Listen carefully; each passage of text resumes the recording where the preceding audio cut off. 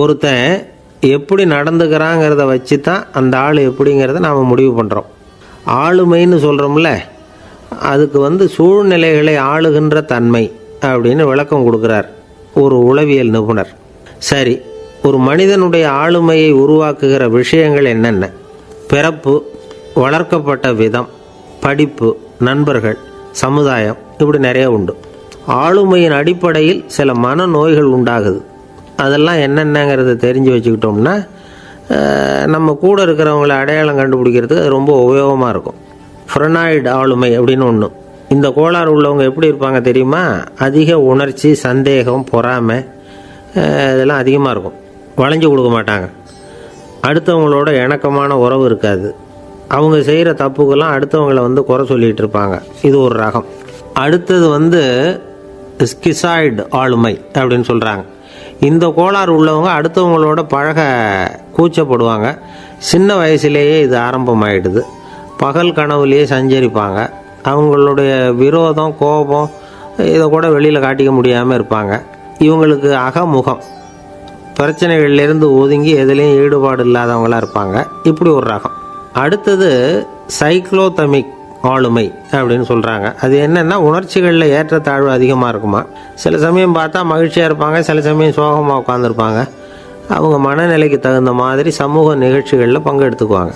இன்னொரு வகை என்னென்னா எண்ணப்பீடிகை ஆளுமை அப்படின்னு பேர் வச்சுருக்கிறாங்க. அதுக்கு இவங்களுக்கெல்லாம் கரெக்டாக இருக்கணும். எல்லாம் சட்டத்திட்டம், இதுலேயும் ஒரு ஒழுங்குமுறை, இப்படி எதிர்பார்க்குற மனோபாவம். இவங்க எதிர்பார்ப்புக்கும் வரன்முறைக்கும் மற்றவங்க கட்டுப்படணும்னு நினைப்பாங்க. இந்த நிலைமை நீடித்தா என்ன ஆகும் தெரியுமா? அலைக்கழிக்கிற எண்ணங்கள் திரும்ப திரும்ப ஒரே செயலை செய்ய தூண்டுற மன தளர்ச்சிக்கு ஆளாயிடுறாங்க.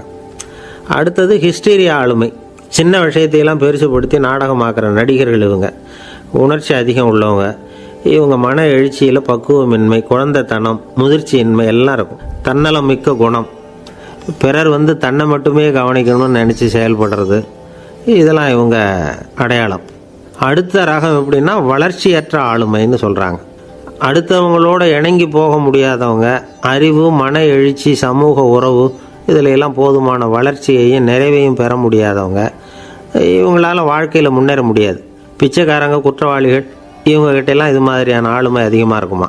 அடுத்தது என்னென்னா சோர்வுடைய ஆளுமை. எதுலேயும் உற்சாகம் இல்லாமல் சோர்ந்து போயிருப்பாங்க. அதுக்கெல்லாம் நமக்கு வலிமை இல்லைப்பா அப்படின்னு சொல்லிகிட்டு இருப்பாங்க. சின்ன விஷயங்களுக்கெல்லாம் அதிர்ச்சி அடையிறது. வாழ்வின் சுவையை அனுபவிக்க முடியாதவங்க. இன்னொரு ரகம் இது கொதித்தெழும் ஆளுமைங்கிறாங்க. எதுக்கு எடுத்தாலும் ஆத்திரம், குரோதம், வன் செயல் இதிலெல்லாம் ஈடுபாடு, இப்படி உள்ளவங்க. நத்தை வகை ஆளுமை அப்படின்னு ஒன்று. அடுத்தவங்க மேலே விரோதம் இருக்கும், அடிக்கணுங்கிற எண்ணம் இருக்கும். ஆனால் அதை அப்படியே வெளியில் காட்டாமல் அதே சமயம் அமைதியான முறையில் வெறுப்பை வெளிக்காட்டுற ரகம். இவங்கெல்லாம் பேசாமல் கம்முன்னு இருந்துக்கிட்டே நினச்சதை நிறைவேற்றிக்கிடுவாங்க. முன்ஜாக்கிரதை ஆளுமை அப்படின்னு ஒரு ரகமாக. பாதுகாப்பின்மை, சந்தேகம், முழுமையின்மை, அறவேக்காட்டுத்தனம் இந்த மனப்போக்கு அதிகமாக இருக்கிறதுனால அகம்பாவம், புடிவாதம், எச்சரிக்கை எல்லாம் அளவுக்கு மீறி இருக்கும். இதுவரைக்கும் நாம் பேசிக்கிட்டு இருந்த ஆளுமை பண்புகள் அளவுக்கு அதிகமாக போயிட்டுதுன்னா ஆளுமை கோளாறுகள் ஏற்படும். அதன் அடிப்படையில் மனவியாதிகள் வருமா. அதனால் இணக்கமான, எல்லாரும் விரும்புகிற இயல்பான ஆளுமையை பெறுவதற்கு நாம் முயற்சி செய்யணும் அப்படிங்கிறது மனோதத்துவ நிபுணர்களுடைய ஆலோசனை. ஒருத்தர் ஒரு மனோதத்துவ டாக்டரை தேடிட்டு வந்தாராம். டாக்டர், எனக்கு மனசில் ஏதோ வியாதி, ஆளுமை கோளாறு, அதாவது எனக்கு சீக்கிரமாக செத்து போனால் தேவையில்லைன்னு தோணுது அப்படின்னாராம். உடனே அந்த டாக்டர், சரி அப்படின்னா இங்கே இருங்க, நான் வைத்தியம் பார்க்குறேன் அப்படின்னாராம். ஆஃபீஸை முடிஞ்சு வீட்டுக்கு போகிற சமயத்தில் ஒருத்தர் கடைக்கு போய் ஸ்வீட் வாங்கினார். சரி, வீட்டுக்கு பிள்ளைங்களுக்கு தான் வாங்கிட்டு போகிறார் அப்படின்னு மற்றவங்க நினச்சாங்க. அவர் அப்படி செய்யலை. அந்த இடத்துலையே பொட்டலத்தை பிரித்தார். திருட மாதிரி அப்படியே சுற்றி ஒரு தரம் பார்த்துக்கிட்டார். யாரும் தெரிஞ்சவங்க இல்லைங்கிறத முடிவு பண்ணிவிட்டு அவசரமாக அதை அப்படியே போட்டு முழுகிவிட்டு கையை தொடச்சிக்கிட்டு நல்ல பிள்ளை மாதிரி நடந்து போக ஆரம்பிச்சிட்டார். அவர் யாருன்னா, அவரோட பிரச்சனை எல்லாருக்கும் தெரியாது, சில பேருக்கு தான் தெரியும். அதாவது அவர் உடம்பில் சர்க்கரை இருக்குதுன்னு டாக்டர் சொல்லிவிட்டாராம். அதனால் வீட்டில் சர்க்கரையே இவர் கண்ணில் காட்டுறதில்ல. அதனால் இவர் யார் கண்ணிலையும் படாமல் இப்படிப்பட்ட வேலைகள்லாம் செய்கிறது வழக்கம். யாருக்கும் தெரியாமல் இப்படி ஸ்வீட்டை வாங்கி சாப்பிட்டுட்டு அவர் பாட்டுக்கு போயிடுறது. இப்படிப்பட்டவங்களுக்கெல்லாம் கொஞ்சம் ஆறுதலான தகவல் இன்றைக்கி. அது என்னென்னா, நாம் சாப்பிட்ற சர்க்கரைக்கும் நம்ம உடம்புல உள்ள சில கோளாறுகளுக்கும் அப்படி என்ன தான் சம்மந்தம் இருக்குது? இதை பற்றி சமீபத்தில் சில ஆராய்ச்சிகள்லாம் நடந்திருக்குது. ஏன்னா சர்க்கரைன்னாவே விஷம் மாதிரி அதை பார்க்குறவங்களும் சில பேர் உண்டு. சின்ன பிள்ளைங்களுக்கு வயத்தில் பூச்சி உண்டாகிறதுலேருந்து பெரியவங்களுக்கு நீரிழிவு வர்ற வரைக்கும் எல்லாத்துக்கும் சர்க்கரை தான் காரணம்னு சொல்லிகிட்டு இருக்கிறோம். ஆனால் அந்த அளவுக்கு பயப்பட வேண்டிய அவசியம் இல்லை அப்படின்னு சொல்கிறாங்க. சர்க்கரை வியாதி, இருதய நோய், பித்த நீர்ப்பை நோய், இதெல்லாம் சில நோய்கள்லாம் நாம் சாப்பிட்ற சர்க்கரைக்கும் தொடர்பு இருக்குன்னு நினைக்கிறோம். ஆனால் அப்படி சம்பந்தம் உண்டுங்கிறதுக்கு போதுமான அளவுக்கு ஆதாரம் இல்லை அப்படிங்கிறாங்க ஆராய்ச்சியாளர்கள். ஒரே ஒரு சம்பந்தம் தான் உறுதியாக இருக்குதான்.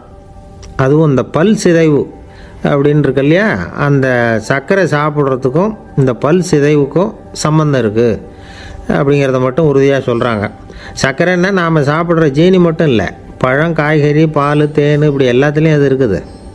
கேரட்டு கொடுக்குற சத்தில் 88% சர்க்கரை, ஆப்பிள் கொடுக்குற சக்தியில் 95% சர்க்கரை.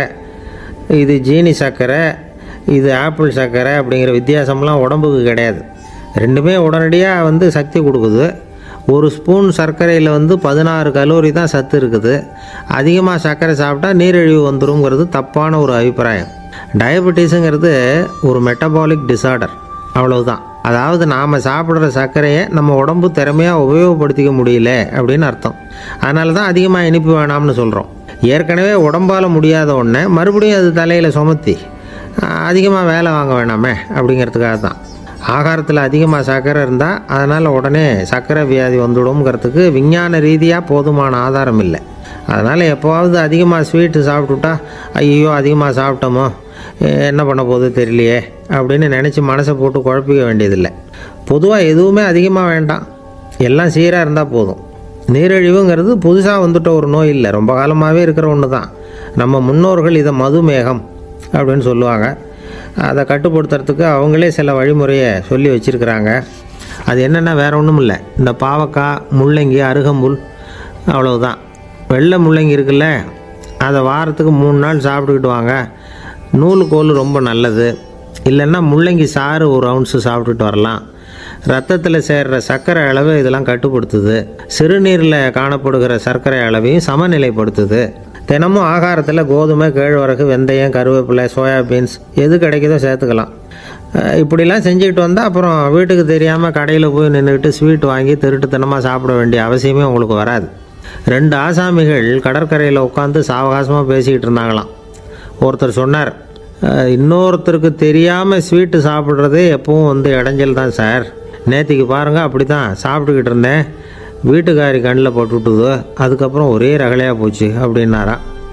எனக்கு கூட அப்படி தான் சார் ஆகிட்டுது, ஒரே ரகலை அப்படின்னாராம் இன்னொருத்தர். நீங்கள் சாப்பிட்டதும் உங்கள் வீட்டுக்காரங்க கண்ணில் போட்டுவிட்டுதா சார் அப்படின்னு கேட்டிருக்கார் இவர். அதுக்கு அவர் சொன்னாராம், அப்படி இல்லை சார், கடைக்காரர் கண்ணில் போட்டுவிட்டுதோ, நான் அவருக்கு தெரியாமல் அந்த ஸ்வீட்டை அவர் கடையிலேருந்து எடுத்திருந்தேன் அப்படின்னு விளக்கம் கொடுத்தாராம் இந்த ஆள். ஒருத்தர் முகத்தை தொங்க போட்டுக்கிட்டு ஒரு மாதிரியாக வந்தார். என்ன விஷயம்னு விசாரித்தேன். என்னுடைய நண்பன் ஒருத்தங்கிட்ட கருத்து வேறுபாடு, இனிமேல் நமக்குள்ளே எந்த சம்மந்தமும் வேணாம்னு நட்பை முறிச்சிக்கிட்டு வந்துட்டேன்னா. நண்பர்கள்னு இருந்தால் கருத்து வேறுபாடு வரத்தான் செய்யும்னு. கருத்து வேறுபாடு வராமல் இருக்கிறதுக்கு ஏதாவது வழி உண்டா அப்படின்னு கேட்டாங்க. அதை பற்றி நிபுணர்கள் சில யோசனைகளை சொல்லியிருக்கிறாங்கன்னு. முதல் விஷயம் என்னென்னா, உங்கள் நண்பனுக்கு ஒரு செய்தி சொல்லணும்னா அதை நீங்களே நேரடியாக சொல்லுங்கள், அல்லது உங்கள் கைப்பட கடிதம் எழுதுங்க. அதாவது நேரடி தொடர்பு முக்கியம். அதை விட்டுட்டு இன்னொருத்தர் மூலமாக நண்பர்களுக்கு செய்தி அனுப்புனா நீங்கள் சொல்கிற செய்தி அப்படியே போய் சேராது, அது சேதமாயிடும். கூட்டி குறைச்சி சொல்லிவிடுவாங்க, அது குழப்பத்தில் கொண்டாந்து விட்டுரும். இது ஒரு யோசனை. 2வது யோசனை என்னென்னா, நீங்கள் ஒரு நல்ல காரியத்தை செய்யும் பொழுது உங்கள் நண்பரையும் சேர்த்துக்குங்க, அவருக்கும் அதில் ஒரு ஈடுபாட்டை உருவாக்குங்க. 3வது யோசனை, நம்ம பக்கத்தில் இருக்கிற நண்பர் மகிழ்ச்சி அடைகிற மாதிரி ஏதாவது செய்யணும். சின்ன சின்ன செயல்களாக இருந்தாலும் பரவாயில்ல, அவர் நமக்கு எதுவும் செய்யலையே, நாம் எதுக்கு செய்யணும் அப்படின்னு நினச்சிக்கிட்டு இருக்கக்கூடாது. 4வது யோசனை என்னென்னா, உங்களுக்கு ஒரு பிரச்சனையா அல்லது உங்கள் நண்பருக்கு ஒரு பிரச்சனையா, எதுவாக இருந்தாலும் 2 பேரும் சேர்ந்து உட்காந்து ஆலோசனை பண்ணுங்கள். நம்ம யோசனையும் கேட்கப்படுதே அப்படிங்கிற நினைப்பே அவருக்கு ஒரு மன நிறைவை உண்டாக்குமா. 5வது யோசனை, உங்கள் நண்பர் ஏதோ ஒரு காரியத்தை செய்கிறார், நீங்கள் உடனே அவசரப்பட்டு நீ செய்கிறது தப்புன்னு தீர்ப்பு சொல்லக்கூடாது. அவர் அதை செய்யறதுக்கான நியாயங்கள் எவ்வளவோ இருக்கும், அதை புரிஞ்சுக்கிறதுக்கு முயற்சி பண்ணணும். 6வது யோசனை, உங்கள் நண்பர் என்ன சொன்னாலும் அதை பொறுமையாக கேளுங்க. அவர் சொல்கிறத புரிஞ்சுக்கணும், அவர் சொல்ல விரும்புகிறத புரிஞ்சுக்கணும், அவர் சொல்ல முடியாமல் தவிக்கிறதையும் புரிஞ்சுக்கணும். இப்படி 3 விதமாகவும் அவரை புரிஞ்சுக்கிட்டு அதுக்கு தகுந்த மாதிரி செயல்படணும். 7வது யோசனை என்னென்னா, உங்கள் நண்பர் உங்ககிட்ட வந்து ஏதோ ஒரு கருத்தை சொல்கிறார், அது உங்களுக்கு பிடிக்கல, அதுக்காக உடனே நீ சொல்கிறது சரியில்லை, நான் ஒத்துக்க மாட்டேன் அப்படின்லாம் மறுத்துக்கிட்டு இருக்கக்கூடாது. அவர் சொல்கிறத கேட்கணும், பொறுமையாக சிந்திக்கணும், அதுக்கப்புறம் பதில் சொல்லணும். இப்படிலாம் நடந்துக்கிட்டால் நண்பர்களுக்குள்ள கருத்து வேறுபாடு வர்றதுக்கு வாய்ப்பே இருக்காது அப்படின்னு வல்லுநர்கள் தொகுத்து சொல்லியிருக்கிறாங்க இந்த யோசனைகளை. எனக்கு தெரிஞ்ச சில நண்பர்கள் உண்டு, அவங்களுக்குள்ளேயும் கருத்து வேறுபாடுகள் வராமல் இருக்கிறதுக்கு சில நுட்பங்களை கையாளுறது உண்டு. ஒருத்தர் சொன்னார், அந்த டாக்டர் சின்ன வயசுலேருந்து என் கூட பழகினவர், நாங்கள் 2 பேரும் இணை பிரியாத நண்பர்கள். இருந்தாலும் எனக்கு உடம்பு சரியில்லைன்னா நான் அவர்கிட்ட வைத்தியம் பார்த்துக்க மாட்டேன் அப்படின்னார் ஒருத்தர். ஏன் அப்படின்னு கேட்டேன். எங்கள் நட்பு கெட்டுப்போடக்கூடாது இல்லையா, அதனால தான் அப்படின்னார் இவர். ஒரு மனுஷனுக்கு 3 விதத்தில் கர்வம் உண்டாகிறதுக்கு வாய்ப்பு உண்டு. பணம், பதவி, புகழ். பணம் அதிகமாக வந்தால் கர்வம் வரலாம், பதவி பெருசாக வந்துட்டுதுன்னா கர்வம் வரலாம், புகழ் அதிகமாக போனாலும் கர்வம் வரலாம். இந்த 3 வகையான கர்வத்துக்கும் இடம் கொடுக்காமல் இருக்கிறாங்க பாருங்கள், அவங்க தான் சிறந்த மனிதர்கள். ஒரு பெரிய பொறுப்பில் இருக்கிறவங்களுக்கு கர்வம் வந்துடக்கூடாது. அப்படி வந்துட்டுதுன்னா அது எல்லாருக்கும் இடைஞ்சல். ஒரு ராஜா இருந்தார். அவர் ஒரு நாள் தன்னுடைய தலைநகரத்தை சுற்றி வந்துக்கிட்டு இருந்தார். ஒரு இடத்துல ஒரு அழகான நிலத்தை பார்த்தார். ஆஹா, இந்த இடத்துல நமக்குன்னு ஒரு மாளிகையை கட்டினா எவ்வளோ நல்லாயிருக்கும் அப்படின்னு நினச்சார். ராஜா நினச்சா அது முடியாத காரியமா? சரி, இந்த நிலம் யாருக்கு சொந்தம்னு விசாரிங்க அப்படின்னார் பக்கத்தில் இருந்தவங்கக்கிட்ட. அவங்கெல்லாம் ஓடி போய் விசாரித்தாங்க. அந்த இடம் வந்து ஒரு வயசான கிழவிக்கு சொந்தம், வயசான அம்மாவுக்கு சொந்தமாக. அந்த அம்மா தான் அதில் ஒரு குடிசையை போட்டு குடியிருந்துகிட்டு இருக்கிறாங்க. சரி, அந்த நிலத்துக்கு வந்து ஒரு விலையை நிர்ணயம் பண்ணி அதை அந்த வயசான அம்மாக்கிட்ட கொடுத்துருங்கோ அப்படின்னு உத்தரவு போட்டார் ராஜா. ஆனால் அந்த அம்மா, இது எங்கள் பூர்வீக இடம், இதை விற்க மாட்டேன் அப்படின்னு சொல்லிவிட்டுது. சரி, 2 பங்கு விலை கொடுக்குறோம்னு சொல்லி பாருங்க அப்படின்னாங்க. அப்படியே சொன்னாங்க அரண்மனை ஆட்கள். அதுக்கும் சம்மதிக்கலை அந்த அம்மா. இதை கேள்விப்பட்டதும் ராஜாவுக்கு கோபம் வந்துட்டுது. தன்னுடைய ஆளுங்களை கூப்பிட்டார். போய் அந்த குடிசையை பிரித்து எறிங்க, காசெல்லாம் ஒன்றும் கொடுக்காதீங்க அப்படின்னு கத்தினார். அவ்வளோதான். அடுத்த நிமிஷம் அரண்மனை ஆசாமிகள் போனாங்க, குடிசையை பிரித்து எரிஞ்சாங்க. அந்த வயசான அம்மா இருக்குது, அதுவும் அந்த இடத்த விட்டு துரத்தி விட்டாங்க. அந்த இடத்துல ஒரு அரச மாளிகையை கட்டி முடிச்சிட்டாங்க. அந்த வயசான அம்மா பாவம், ராஜாவே இப்படி பண்ணால் யார்கிட்ட போய் முறையிட முடியும்? ஒரு ஞானி இருந்தார், அவர்கிட்ட போய் சொன்னாங்க. அவர் இவங்க சொன்னதை கேட்டு மனசில் வச்சுக்கிட்டார். ஒரு நாள் அந்த ராஜாவே இந்த ஞானியை கூப்பிட்டார். புதுசாக ஒரு மாளிகை கட்டியிருக்கிறேன், வந்து பாருங்கன்னு. சரின்னு சொல்லி இந்த பெரியவர் ஒரு நாள் அந்த மாளிகைக்கு போனார். சும்மா போகல, ஒரு கழுதையையும் ஓட்டிகிட்டு போனார். கொஞ்சம் சாக்குகள், வெத்து சாக்கு, அதையும் எடுத்து கழுதை முதுகில் போட்டு கழுதையை ஓட்டிகிட்டு போகிறார். ராஜா பார்த்தார். அவருக்கு இது ஆச்சரியமாக இருந்தது. என்ன இது, மாளிகைக்கு வந்துட்டு போங்கன்னு கூப்பிட்டா கழுதை சாக்கு இதெல்லாம் கொண்டு வராரு, ஒன்றும் புரியலையேன்னு நினச்சார். எதுக்காக இதெல்லாம்னு கேட்டார். அரசருடைய தோட்டத்திலேருந்து கொஞ்சம் மண் எடுத்துகிட்டு போகிறதுக்கு ஆசைப்பட்றேன், அதுக்கு நீங்கள் அனுமதி கொடுக்கணும் அப்படின்னாரு இவர். இது என்ன வேடிக்கையான கோரிக்கையாக இருக்குது அப்படின்னு நினச்சார் ராஜா. இருந்தாலும் மண் தானே கேட்குறாரு, எடுத்துகிட்டு போகட்டுமே அப்படின்னு நினச்சார். சரி, நான் அனுமதி கொடுத்தார். அந்த பெரியவர் தோட்டத்துக்கு போனார், மண்ணை வெட்டினார், சாக்கில் போட்டு நிரப்புனார். ராஜாவை கொஞ்சம் கிட்ட வாங்கன்னு கூப்பிட்டார். இந்த மண் மூட்டையை தூக்கி கழுதையோட முதுகில் வைக்கணும், கொஞ்சம் உதவி பண்ணுங்கன்னார். ஓ, பண்ணுறேனே அப்படின்னு சொல்லி ராஜா கிட்ட போனார். மூட்டையை தூக்கி பார்க்குறாரு, முடியல, திணறி போயிட்டார். இப்போ அந்த ஞானி பேசினாராம். அரசே, இந்த ஒரு சாக்கு மண்ணையே உங்களால் தூக்க முடியல, அந்த கிழவிகிட்ட இருந்து அந்த அக்கிரமமாக அபகரித்த இந்த தோட்டம் பூராவையும் சுமக்கணும்னு ஆசைப்படுறீங்களே, அது உங்களால் முடியுமா அப்படின்னு கேட்டாராம். ராஜா யோசனை பண்ண ஆரம்பித்தார். தன்னுடைய செயலுக்காக வருத்தப்பட்டாராம். அந்த வயசான அம்மாவை உடனடியாக வரவழைச்சார். தாயே, தப்பு பண்ணிட்டேன், என்னை மன்னிச்சுக்குங்க, இன்னையிலேருந்து இந்த மாளிகையும் தோட்டமும் உங்களுக்கு தான் சொந்தம் அப்படின்னு சொல்லிவிட்டாராம். போகிறப்ப இந்த உலகத்திலேருந்து எண்ணத்தை எடுத்துகிட்டு போக போகிறோம், அதனால் ரொம்பவும் அலட்டிக்க வேண்டியதில்லை, கர்வப்பட வேண்டியதில்லை, அப்படிங்கிறது ஒரு பெரிய உபதேசம். ஒரு பெரிய மனுஷன் சாக கிடந்தார், ரொம்பவும் அழுதார். ஏன் அழறீங்க அப்படின்னு கேட்டாங்க சுற்றி இருந்தவங்க. நான் சாகிறதுக்காக கவலைப்படலை, நான் நம்ம ஜனங்களுக்காக எவ்வளவோ காரியம்லாம் செஞ்சுக்கிட்டு வந்தேன். நான் செஞ்சுக்கிட்டு வந்த சேவையை இனிமேல் யார் செய்ய போகிறாங்க, அது யாரால முடியும், அதை நினச்சி தான் அழறேன் அப்படின்னாராம். ஒருத்தர் முன்னாடி வந்தார். அதுக்காக நீங்கள் கவலைப்படாதீங்க, உங்கள் சேவையை தொடர்ந்து செய்கிறதுக்கு என்ன மாதிரி இளைஞர் பட்டாலும் தயாராக இருக்குது, இருந்தாலும் எங்கள் கவலை என்னென்னா அப்படின்னு இழுத்தார். என்ன சொல்லுங்கன்னு கேட்டார் அவர். நீங்கள் இது வரைக்கும் என்ன சேவை செஞ்சுக்கிட்டு வந்தீங்க, அதுதான் எங்களுக்கு இன்னமும் புரியாத புதிராக இருக்குது அப்படின்னாராம் அவர். இந்த காலத்து புள்ள ஒருத்தன் தன்னோட அப்பாவை பார்த்து சொன்னான், அப்பா நான் உனக்கு உதவி செய்யலாம்னு நினைக்கிறேன், என்ன உதவி செய்யணும்னு சொல்லு அப்படின்னா. நீ சும்மா இருந்தால் அதுவே எனக்கு செய்கிற பெரிய உதவிடா அப்படின்னார் அப்பா. சும்மா இருக்கிறதும் ஒரு உதவி தான், அது மாதிரி மௌனமும் ஒரு சமூக சேவை தான் அப்படிங்கிறார் காஞ்சி பெரியவர். நமக்கு 5 புலன்கள் இருக்குது, மெய், வாய், கண், மூக்கு, செவி. இந்த 5லேயும் அதிகப்படியான வேலை எதுக்குன்னு நினைக்கிறீங்க? வாய்க்கு தான். ஏன்னா அதுக்கு 2 வேலை. இப்போ கண்ணுக்கு பார்க்குறது மட்டும்தான் வேலை, காதுக்கு கேட்குறது மட்டும்தான் வேலை, மூக்குக்கு வாசனை அறியறது தான் வேலை, உடம்புக்கு உணர்றது மட்டும்தான் வேலை. ஆனால் வாய் அப்படி இல்லை, அதுக்கு 2 வேலை. சாப்பிட்றதும் அதுதான், பேசுகிறதும் அதுதான். அதாவது வாய் ஒன்று தான் கர்மேந்திரியமாகவும் இருக்குது, ஞானேந்திரியமாகவும் இருக்குது அப்படின்னு சொல்லுவாங்க. சாப்பாட்டில் உட்காந்தா எந்தெந்த ஆகாரம் என்னென்ன ருசின்னு அறிவிக்கிற வேலையும் செய்யுது. சபையில் உட்காந்தா பாடுறது, பேசுறது, சிரிக்கிறது, இது மாதிரியான வேலையும் செய்யுது. இன்னொரு வித்தியாசம், கண்ணு, காது, மூக்கெல்லாம் ஸ்ட்ரெயின் பண்ணிக்கிட்டு வேலை செய்கிறதில்ல. ஒரு ரோஜா பூ பார்த்தா உடனே மூக்கு அப்படியும் இப்படியும் அசைய ஆரம்பிக்கிறதில்ல. ஒரு சங்கீதத்தை கேட்ட உடனே காது ஆட ஆரம்பிக்காது. ஆனால் வாய் அப்படி இல்லை, அது பேசினாலும் சரி சாப்பிட்டாலும் சரி அசைஞ்சு தான் ஆகணும். ஆக மற்றதை விட வாய்க்கு வேலை ஜாஸ்தின்னு தெரியுது. சாப்பிட்றது, பேசுறது அப்படின்னு 2 காரியம் அதுக்கு. இப்படி 2 காரியம் இருக்கிறதுனால அது 2ஐயும் பாதியாக குறைச்சிக்கணுங்கிறது கடவுள் அபிப்பிராயமாக இருக்கணும் அப்படிங்கிறார் காஞ்சி பெரியவர். ஆனால் இப்போ நாம் அப்படியே நடந்துக்கிறோம், அதுக்கு நேர்மாறாக நடந்துக்கிறோம்.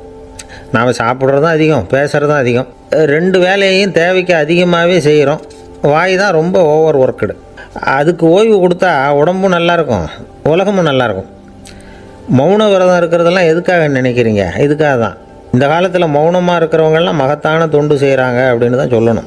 சத்தம் அதிகமாக போய் தான் சவுண்டு பொல்யூஷன் வருது. அது மட்டும் இல்லை, மௌனமாக இருந்தால் சண்டை சச்சரவே வராது. மௌனம் கலக நாஸ்தி. ஆக இதுவும் ஒரு சமூக சேவை தான். நமக்கு தான் வாய் இருக்குதுங்கிறதுக்காக வசமாக சாப்பிட்றதும் தப்பு, வளவளன்னு பேசுகிறதும் தப்பு. ஒரு கருத்தை சொல்கிறதுக்கு ஒரே ஒரு சொல்லு போதும் அப்படின்னு இருக்கும்பொழுது 2 சொற்களை செலவு பண்ணாதே. எவ்வளவு சொன்னாலும் அதனால் ஒரு பயனும் விளையாது அப்படின்னு தெரிய வருமேயானால் அந்த ஒரு சொல்லையும் விரயம் பண்ணாதே அப்படிங்கிறார் ஒரு அறிஞர். எல்லா குணங்கள்லேயும் மௌனம்தான் சிறந்தது அப்படிங்கிறார் ஒருத்தர். மௌனமாக இருக்கிறது மூலமாக மற்றவர்கள் குறைகளை நம்மளால் தெரிஞ்சிக்க முடியும். அதே சமயத்தில் நம்மக்கிட்ட இருக்கிற குறைகளை மற்றவங்களுக்கு தெரியாமல் மறைச்சிக்கவும் முடியுங்கிறார் அவர். உண்மைதானே? ஒரு பெரிய மேடை பேச்சாளர், பொது வாழ்க்கையில் 25 வருஷ காலமாக ஈடுபட்டிருக்கிறவர். அவர் மனைவி ஒரு நாள் சொன்னாங்க, எங்கள் வீட்டுக்காரர் 25 வருஷ காலமாக பொது வாழ்வில் ஈடுபட்டிருந்தா கூட இந்த மாதம் 10ஆம் தேதியிலிருந்து தான் மக்களுக்கு சேவை செய்ய ஆரம்பிச்சிருக்கார் அப்படின்னாங்க ரொம்ப பெருமையாக. 10ஆம் தேதிக்கு அப்படி என்ன விசேஷம் அப்படின்னு கேட்டோம். அன்னையிலேருந்து தான் அவர் மேடையில் பேசுகிறத நிறுத்தினார் அப்படின்னாங்க அந்த அம்மா. ஒரு நண்பர் அவசரமாக என்கிட்ட ஓடி வந்தார். அப்புறம் சொன்னார், என்னால் நம்பவே முடியல சார், என் பையனை அப்படி அப்படின்னு சொல்லி ஆச்சரியப்பட்டார். உங்கள் பையன் அப்படி என்ன தான் செஞ்சுட்டான் அப்படின்னு கேட்டேன். என்னால் முடியாத ஒரு காரியத்தை அவன் செஞ்சுட்டான் சார் அப்படின்னார். அது என்னன்னு தான் சொல்லுங்களேன். என்ன 5ஆவது வகுப்பில் அவன் ஒரே தடவையில் தேறிட்டான் சார், அதாவது ஒரே அட்டம்ப்டில் பாஸ் ஆகிருக்கான் அப்படின்னார் மூச்சு வாங்க. கஷ்டப்பட்டு பரீட்சை எழுதுனது அவன், இவருக்கு ஏன் மூச்சு வாங்குது? நம்மால் செய்ய முடியாத ஒரு காரியத்தை இன்னொருத்தர் செய்யும் பொழுது அது நமக்கு ஆச்சரியமாக இருக்குது. சர்க்கஸ் பார்க்குறோம், ஒருத்தர் அந்த இடத்துல தொங்குறார், அது நமக்கு ஆச்சரியம். ஏன்னா அது நம்மால் முடியாத காரியம். நம்மால் முடியாத ஒன்றை அடுத்தவர் எளிதாக செய்யும் பொழுது நாம் மருள்வது இயற்கை. இதை தான் தொல்காப்பியம் மருட்கை அப்படின்னு சொல்லுது. இந்த வியப்பு இருக்குதே, இது 4 வகையில் ஏற்படுறதாக தொல்காப்பியம் சொல்லுது. அது என்ன 4 வகை? முதல் வகை எப்படின்னா புதுமையான அரிய செயல்களை செய்கிறது. ரெண்டாவது வகை என்னென்னா பெரும் செயல்களை செய்கிறது. மூணாவது வகை என்னென்னா மிக நுட்பமான செயல்களை செய்கிறது. நாலாவது வகை என்னென்னா ஆக்கம் தரும் செயல்களை செய்கிறது. புதுமை, பெருமை, சிறுமை, ஆக்கமோடு மதினம் சாலா மருட்கை நான்கே அப்படிங்கிறது தொல்காப்பியம். இன்றைக்கி விஞ்ஞானம் புதுசு புதுசாக எதையோ கண்டுபிடிக்குது. ஆரம்பத்தில் அது ஆச்சரியமாக இருக்குது, அப்புறம் அது நமக்கு பழகி போடுது. வானொலி பெட்டி புதுசாக வந்தப்போ ஒரு பெட்டி பேசுதுங்கிறது எவ்வளோ பெரிய ஆச்சரியம். இப்போ யாரும் அதை ஆச்சரியமாக பார்க்குறதில்ல. மதினம் சாலா மருட்கை அப்படின்னு ஒரு சொற்றொடர் வருது பாருங்கள். அதில் கருத்தாழம் உண்டு. எதை பற்றியும் போதுமான அளவு புரிந்து கொள்ளாத போது ஒருத்தர் ஆச்சரியப்படுறார். புரிந்து கொண்ட பிறகு ஆச்சரியம் மறைஞ்சு போடுது. மிக நுட்பமான செயல்களும் நம்ம ஆச்சரியப்பட வைக்கும்.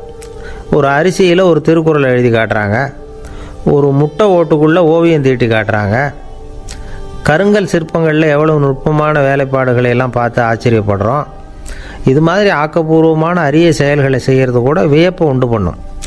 குப்பை கூலங்களை கூட வாழ்க்கைக்கு பயன்படுகிற பொருளாக மாற்றுகிறவர்கள் இருக்காங்க. அவர்களுடைய செயல் வியப்பு அளிக்குது.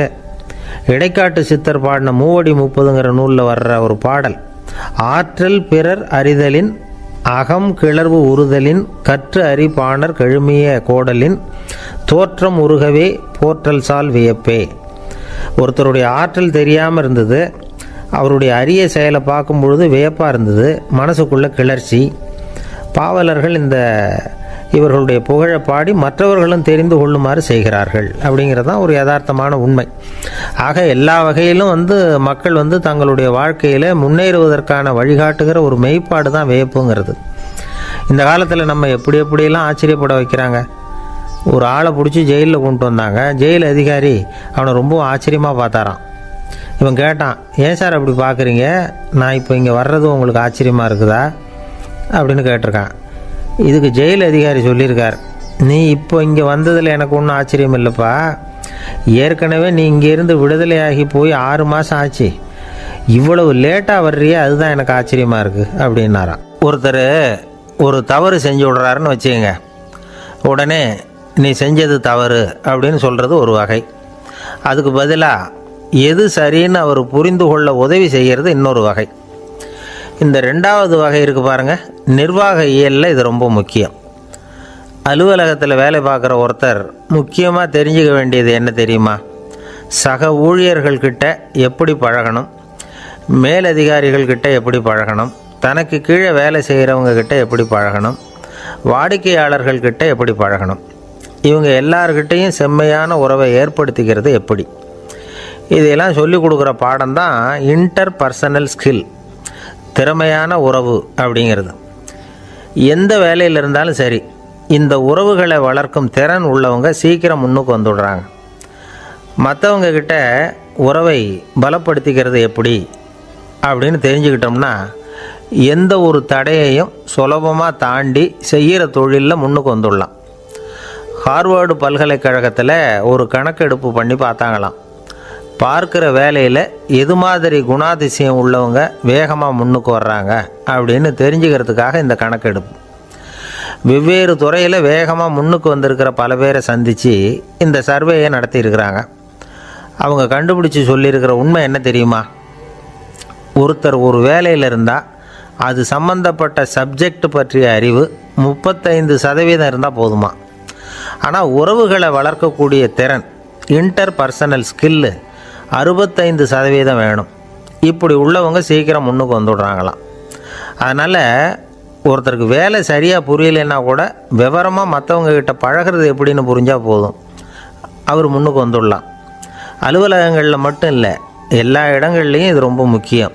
வீட்டுக்குள்ளேயும் இது ரொம்ப முக்கியம், வீட்டுக்கு வெளியேயும் இது முக்கியம். அடுத்தவங்கக்கிட்ட பழகிறது எப்படிங்கிறத தெரிஞ்சிக்காதவன் வாழ்க்கையில் முன்னேற முடியாது. இன்றைக்கி ஆயுதங்களால் காயப்படுத்தி கொள்ளுகிறவர்களை விட வார்த்தைகளால் காயப்படுத்தி கொள்ளுகிறவர்கள் தான் அதிகம். பெரியவங்க என்ன சொல்கிறாங்க தெரியுமா? நீங்கள் இந்த பூமியில் பிறந்ததன் அர்த்தம் பூர்த்தி ஆகணும்னா அடுத்தவங்களுக்கு உதவி பண்ணுங்க. அடுத்தவங்களுக்கு உதவி செய்ய முடியாவிட்டால் கூட பரவாயில்லை, ஆனால் யாரையும் புண்படுத்தி விடாதீங்க அப்படின்னு சொல்கிறாங்க. எனக்கு தெரிஞ்ச ஒருத்தர் ஒரு அலுவலகத்தில் வேலை பார்க்குறார். அவர் சொல்லுவார், எனக்கு இந்த இன்டர்பர்சனல் ஸ்கில் ரொம்ப அதிகம் சார். சக ஊழியர்கள்கிட்ட ரொம்ப சுமூகமாக நடந்துக்குவேன். என் கூட வேலை பார்க்குற ஒருத்தருக்கு ஏதாவது ஒரு கஷ்டம்னா அந்த சமயத்தில் அவர் செய்ய வேண்டிய வேலையை நான் செஞ்சுருவேன் சார் அப்படிம்பார். நான் அவர்கிட்ட சமீபத்தில் அப்படி ஏதாவது செஞ்சுருக்கீங்களா அப்படின்னு கேட்டேன். செஞ்சுருக்கேன் சார்.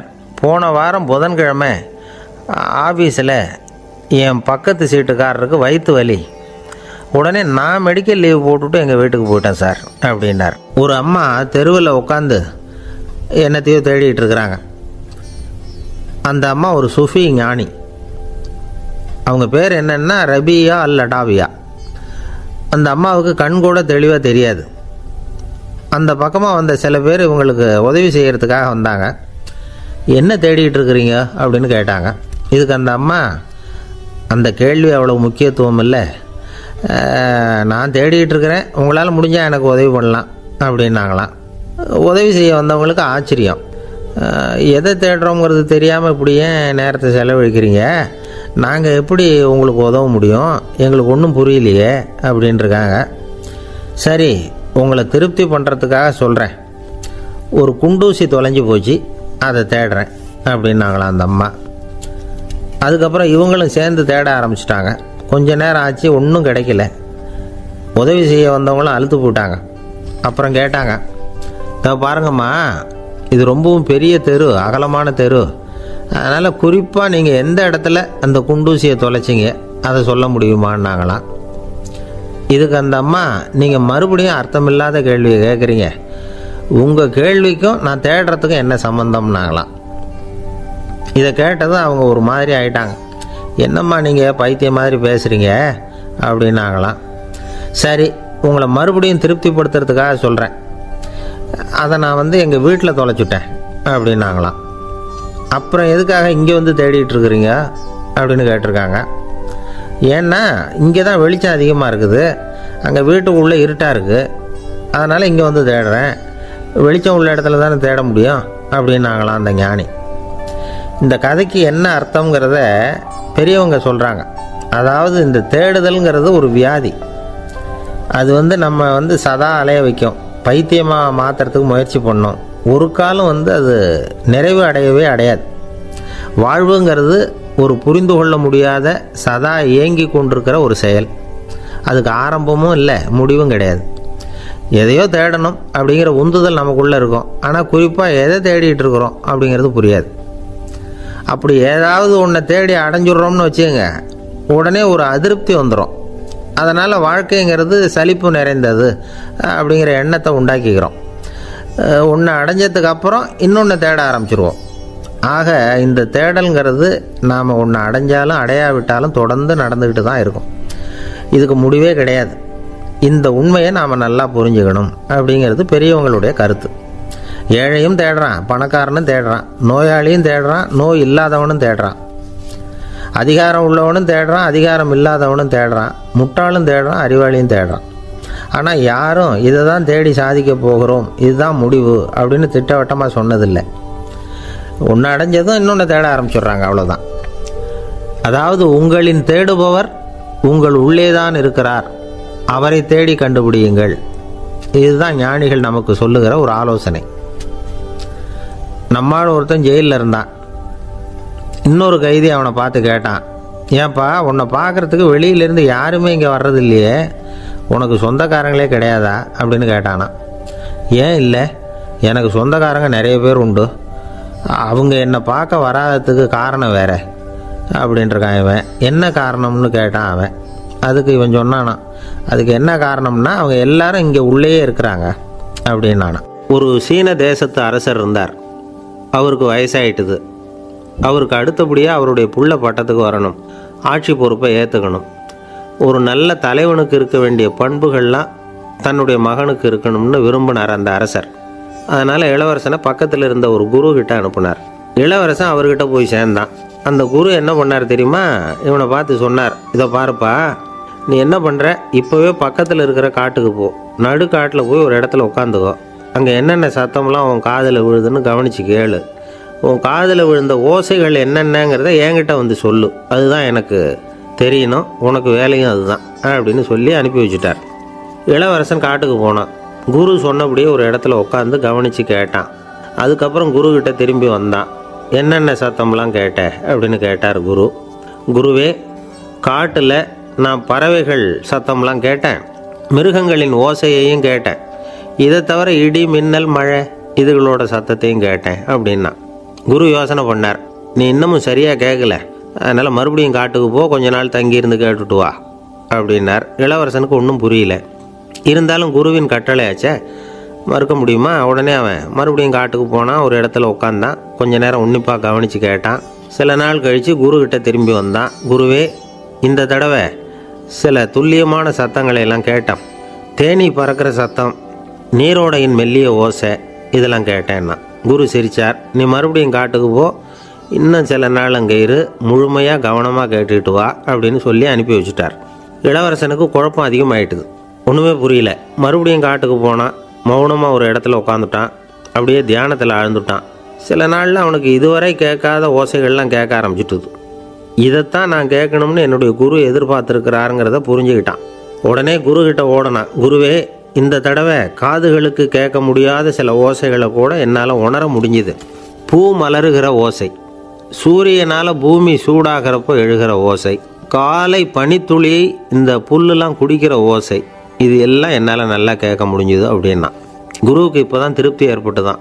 இளவரசனை பார்த்து சொன்னார், இதை பாருப்பா, இப்போ தான் நாட்டை ஆளுகிற தகுதி உனக்கு வந்திருக்குது அப்படின்னு சொல்லி அதுக்கு விளக்கமும் கொடுத்தாராம்.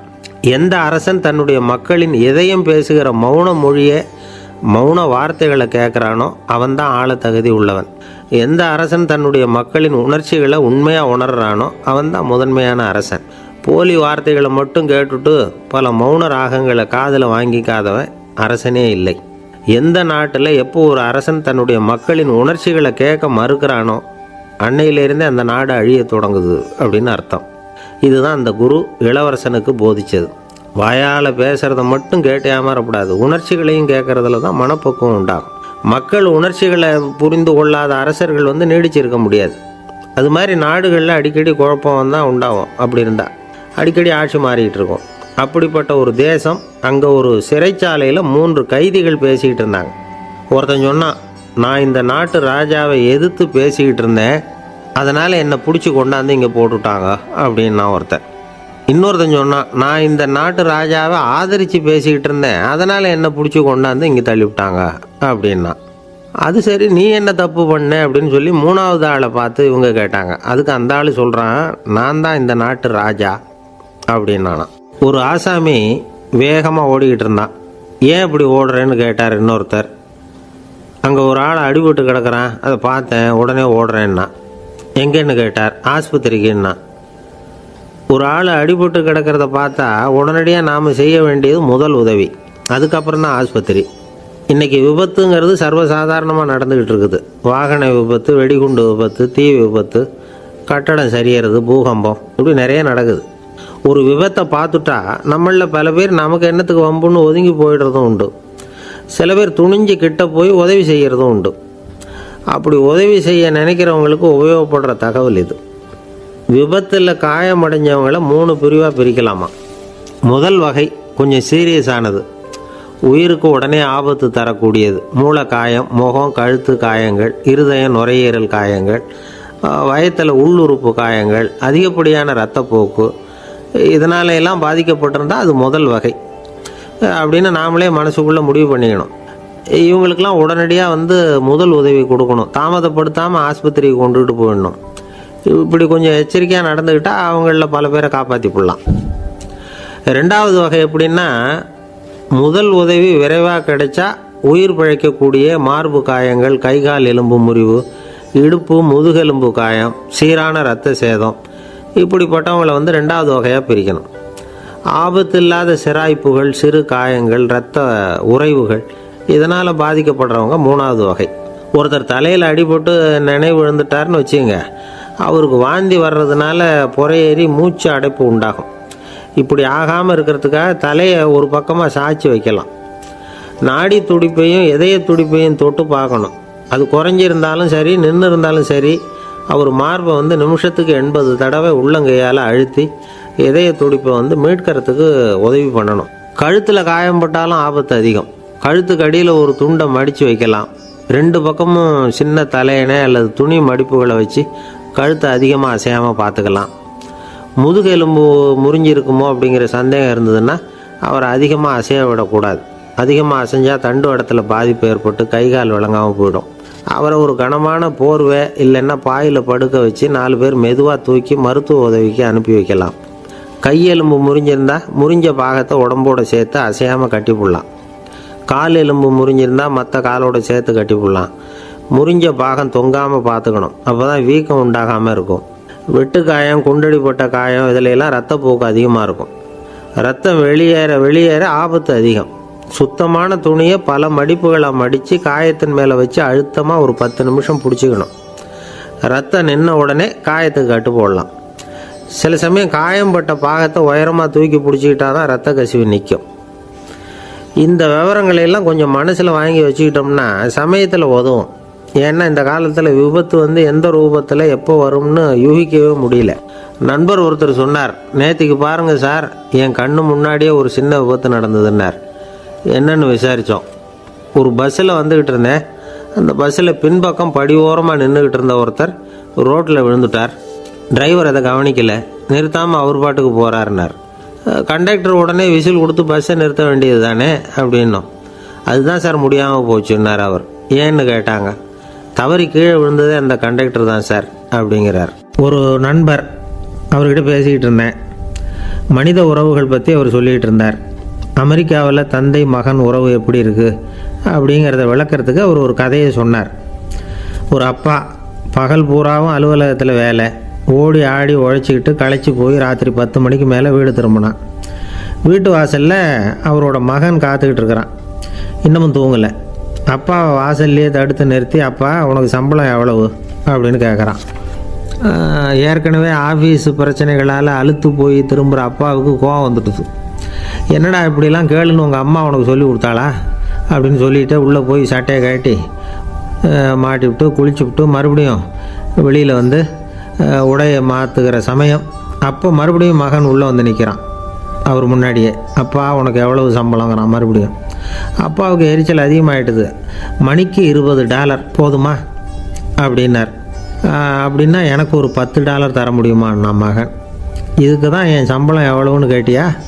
2ஆம் வகுப்பு படிக்கிற உனக்கு எதுக்குடா $10 அப்படின்னு கத்திவிட்டு தொலைக்காட்சி பெட்டியின் முன்னாடி போய் உட்காந்துக்கிட்டு ஏதோ நிகழ்ச்சியை பார்க்க ஆரம்பிச்சிட்டார். கொஞ்ச நேரம் கழித்து மறுபடியும் மகன் வந்து நிற்கிறான். அப்பா ப்ளீஸ் எனக்கு ஒரு $10 கொடுக்க முடியுமா? மகனுடைய கண்களில் கண்ணீர். என்னடா அவன் கண்ணீரை காட்டி காரியம் சாதிக்கலாம்னு பார்க்குறியா? ஒரு காசு கூட கொடுக்க மாட்டான் போ அப்படின்னு விரட்டி விட்டான். மகன் கண்ணீரை தொடச்சிக்கிட்டே கண்ணை தொடச்சிக்கிட்டு பேசாமல் போய் படுத்துக்கிட்டானா. கொஞ்ச நேரம் ஆச்சு. அப்பாவோட கோபம் கொஞ்சம் கொஞ்சமாக குறைஞ்சிது. பிள்ளைகிட்ட கோபமாக கத்துனது தப்பு தாங்கிறது புரிஞ்சுது அவனுக்கு. எழுந்திரிச்சு போனான், படுக்கை இறக்கி போனான். மகனை பார்த்தான். அவன் தலையணையை கட்டி பிடிச்சிக்கிட்டு அழுதுகிட்டு இருக்கிறான். அவனை மெல்ல நெருங்கி அவங்ககிட்ட எதமாக பேசுகிறதுக்கு ஆரம்பித்தானான். எதுக்குடா உனக்கு $10 பள்ளிக்கூடத்தில் கேட்டாங்களா அப்படின்னு கேட்டானான். மகன் சொல்லியிருக்கான், இல்லை டாடி, உனக்கு 1 மணி நேரம் சம்பளம் $20ன்னு சொன்னேன்.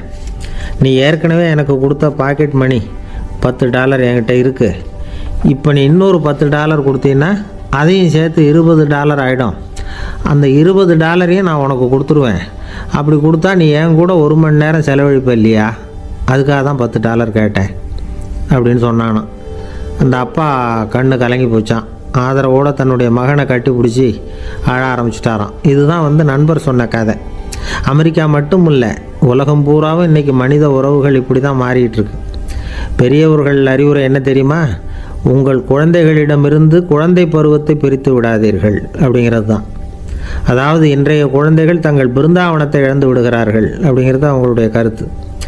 இந்த நிலைக்கு நாம் காரணமாக இருந்துடக்கூடாது. குழந்தைகளோட விளையாடுவோம், குடும்பத்தோடு உறவாடுவோம் அப்படிங்கிறது தான் நம்முடைய நோக்கமாக இருக்கணும். இன்றைய உறவு முறைக்கு இன்னொரு உதாரணம் சொல்லுவாங்க. ஒருத்தர் வந்தாராம். அவர் பக்கத்தில் ஒரு சின்ன பையன்.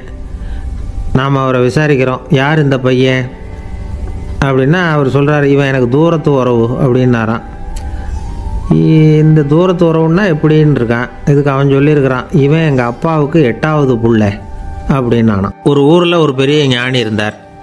அவர் படுக்கையில் இருந்தார். இன்னும் கொஞ்ச நேரம்தான் அவர் இந்த உலகத்தில் இருக்க போகிறார். அவரை சுற்றி ஏகப்பட்ட கூட்டம். ஏற்கனவே அவருடைய உபதேசங்களை கேட்டவங்க பல பேர் வந்து அவரை சுற்றி நிற்கிறாங்க. அந்த ஞானி மெதுவாக கண்ணை திறந்து பார்க்குறார். எல்லாரும் அவருடைய கடைசி வார்த்தையை கேட்கறதுக்காக அவளோட காத்துக்கிட்டு இருக்கிறாங்க. அந்த ஞானி மெதுவாக பேச ஆரம்பித்தார்.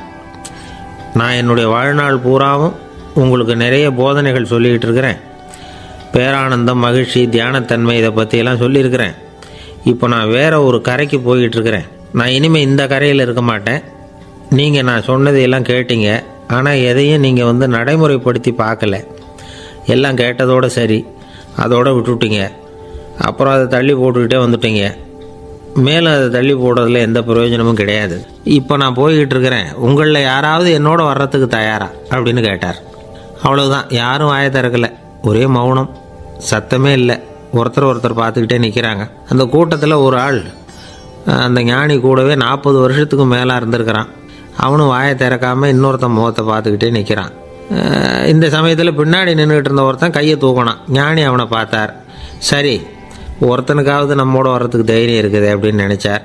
ஆனால் அந்த ஆள் என்ன சொன்னான் தெரியுமா? ஐயா, நீங்கள் கேட்குறப்போ நான் உடனே எழுந்திருக்கல, கையை மட்டும்தான் தூக்கினேன்.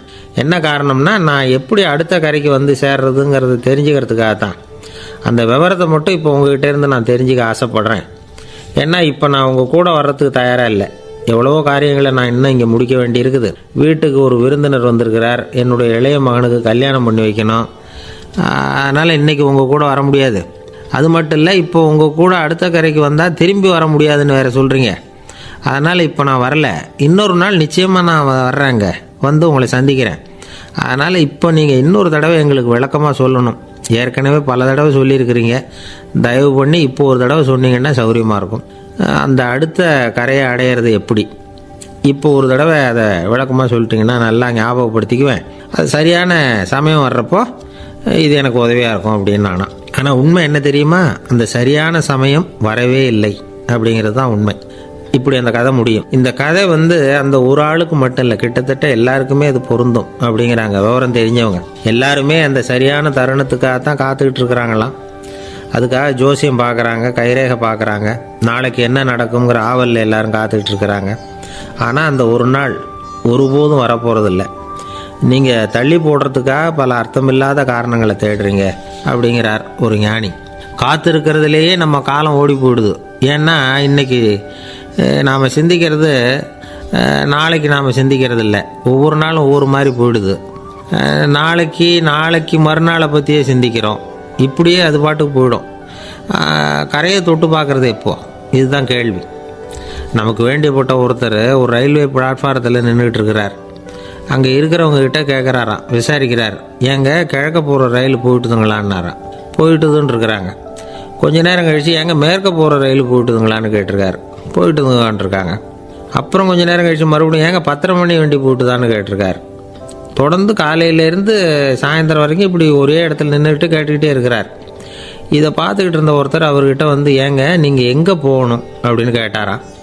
இவர் மெதுவாக சொன்னாராம், இந்த ரயில்வே லைனை தாண்டி அந்த பக்கம் போகணும் அப்படின்னாராம். நம்பிக்கை இல்லைன்னா இந்த உலகத்தில் நாம் வந்து நடமாடவே முடியாது.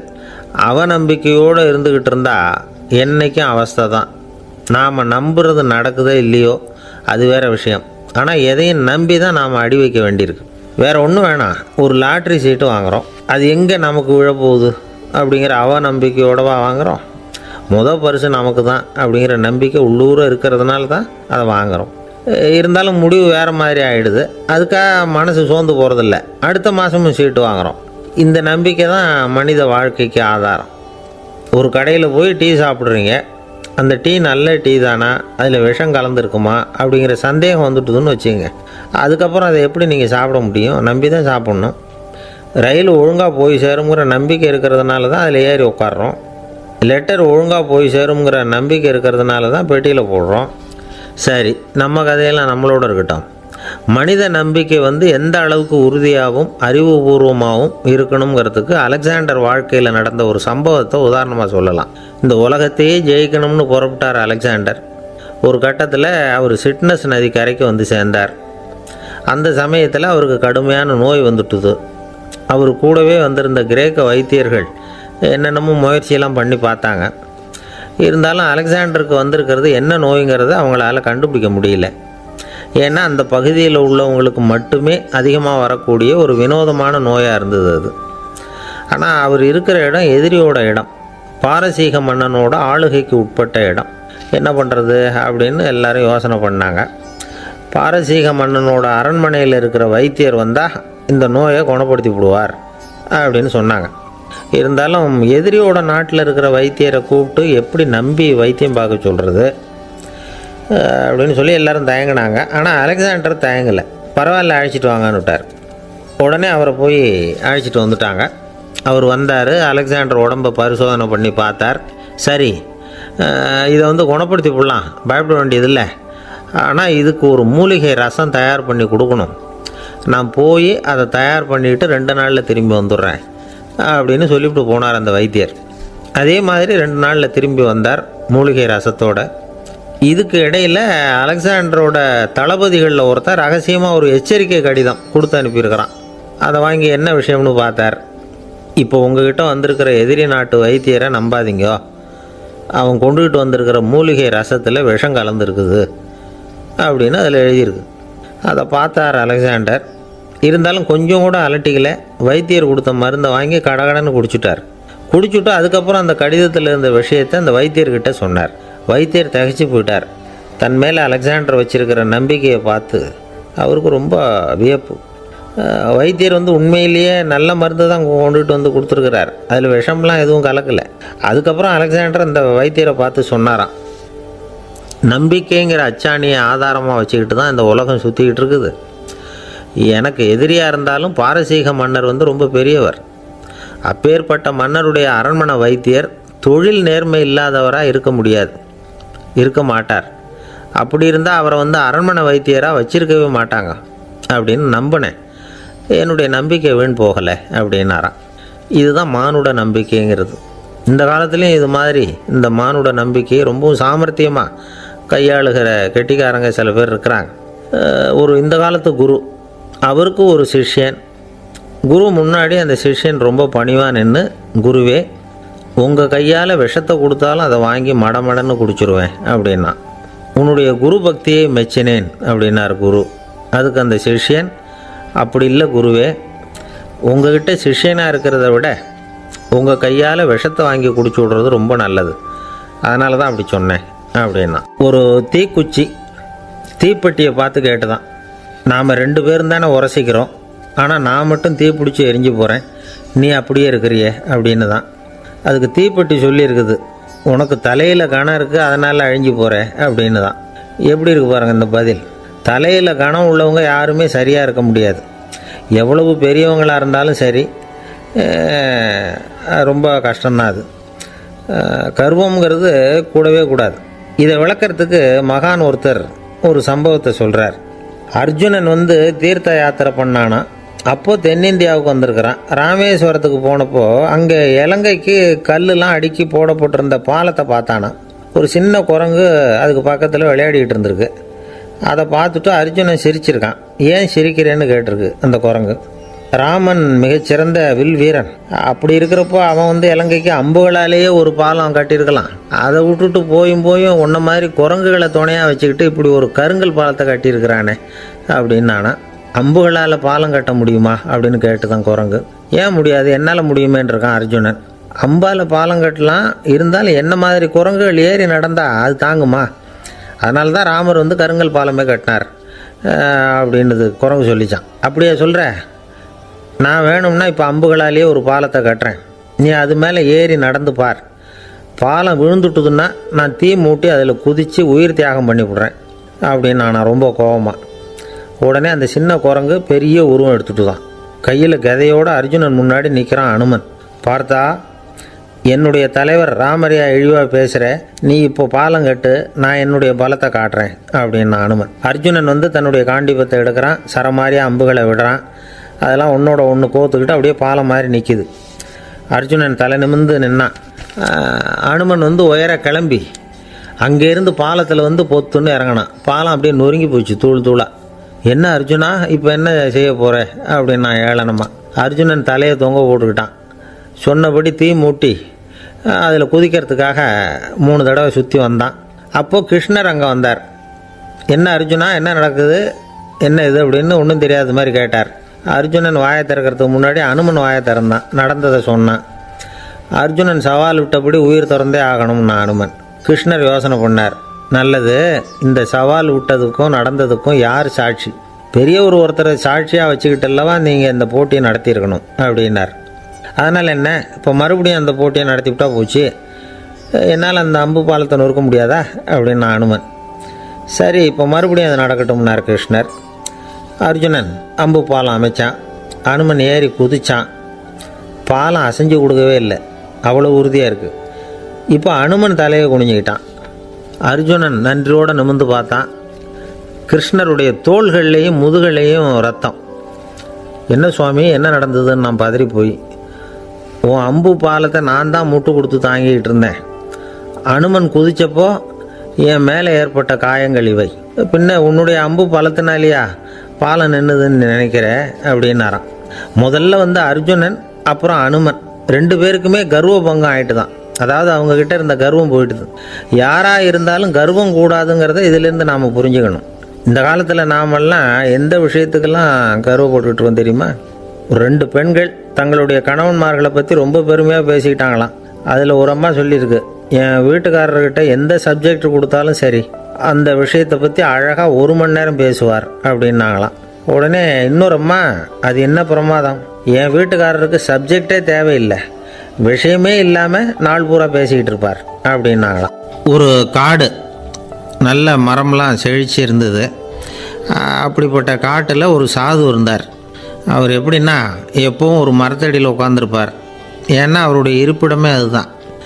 அவர் என்ன பண்ணுவார், 3 கல் வச்சுருந்தார். செங்கல் மாதிரி இருக்கும், ஆனால் அதை விட கொஞ்சம் பெருசாக இருக்கும். எதுக்கு அந்த 3 கல்லுன்னா அதுதான் அவருடைய படுக்கை. அதாவது தூங்குறப்ப ஒரு கல்லை தலைக்கு கீழே வச்சுக்குவார், இன்னொரு கல்லை இடுப்புக்கு கீழே வச்சுக்குவார், இன்னொரு கல்லை காலுக்கு கீழே வச்சுக்குவார். உடம்பை அப்படியே ஒரு தகட்டால் மூடிக்குவார், அப்படியே தூங்கி போடுவார். மழை பெய்யுதுன்னு வச்சுங்க, அவர் உடம்பு 3 கல் மேலே இருக்குதா, அதனால் தண்ணி அடியில் ஓடி போடும், உடம்பு நனையாது. மேலே தகடு இருக்கிறதுனால மழையும் உடம்புல படாது. அவர் தூக்கமும் கிடாது, நிம்மதியாக தூங்குவார். பகலில் அந்த 3 கல்லையும் ஒரு சேர ஒரு அடுப்பு மாதிரி வச்சு அது மேலே உட்காந்துக்குவார். அதனால் பாம்பு பூச்சி எதுவும் அவரை தொந்தரவு பண்ணுறதில்ல, அது பாட்டுக்கு நடந்து போயிடும். அவர் பாட்டுக்கு நிம்மதியாக இருப்பார். யாராவது எதையாவது கொண்டுகிட்டு கொடுத்தா அதை வாங்கி சாப்பிடுவார், அவ்வளவுதான். ஒரு நாள் அந்த நாட்டு அரசன் காட்டுக்கு வேட்டையாட வந்தான். அந்த வழியாக வந்தப்போ இந்த சாது படுத்துருக்கிறத பார்த்தான், பரிதாபப்பட்டான். ஐயோ பாவம், இவர் இப்படி இந்த கல் மேலே உடம்பை வச்சுக்கிட்டு தூங்குறாரு, என்ன பாடுபடுவார், இவரை நாம் அரண்மனைக்கு அழைச்சிட்டு போய் சுகமாக நிம்மதியாக இருக்கிறதுக்கு வழி செஞ்சு கொடுப்போம், அது ரொம்ப நல்லாயிருக்கும் அப்படின்னு நினச்சான். அப்படி நினச்சிக்கிட்டே அரண்மனைக்கு வந்துட்டான். அதுக்கப்புறம் ஒரு பல்லக்கையும் 2 சேவகர்களையும் காட்டுக்கு அனுப்பி அந்த சாதுவை மெதுவாக இங்கே அழைச்சிட்டு வந்துடுங்க அப்படின்னு சொல்லி அனுப்பி வச்சான். இவங்க போய் அவர்கிட்ட விவரத்தை சொன்னாங்க. எனக்கு என்னத்துக்கு அரண்மனை வாசம் அப்படின்னார். இருந்தாலும் மன்னர் உத்தரவு, நீங்கள் அவசியம் வரணும் அப்படின்னாங்க இவங்க. சரின்னு சொல்லிவிட்டு வேறு வழி இல்லாமல் புறப்பட்டார். புறப்படும் பொழுது என்ன பண்ணார்னா, மறக்காமல் அந்த 3 கல் ஒரு தகடு அதையும் எடுத்து பல்லக்கில் வச்சுக்கிட்டார். என்னத்துக்கு இதையெல்லாம் எடுத்து வைக்கிறாரு அப்படின்னு சொல்லி அவங்க யோசனை பண்ணாங்க. இருந்தாலும் அதை பற்றி ஒன்றும் கேட்கல. பேசாமல் அவரை அழைச்சிட்டு போய் அரண்மனையில் விட்டுட்டாங்க. அரசன் ஓடி வந்தான், வரவேற்றான், அறுசுவை உணவு படைத்தான். அவர் படுக்கிறதுக்கு தங்க கட்டில், பட்டு மெத்தை, இப்படி எல்லாம் ஏற்பாடு பண்ணி வச்சான். இங்கே படுத்து ஓய்வு எடுத்துங்க அப்படின்னு சொல்லிவிட்டு அவன் பாட்டு போயிட்டான்.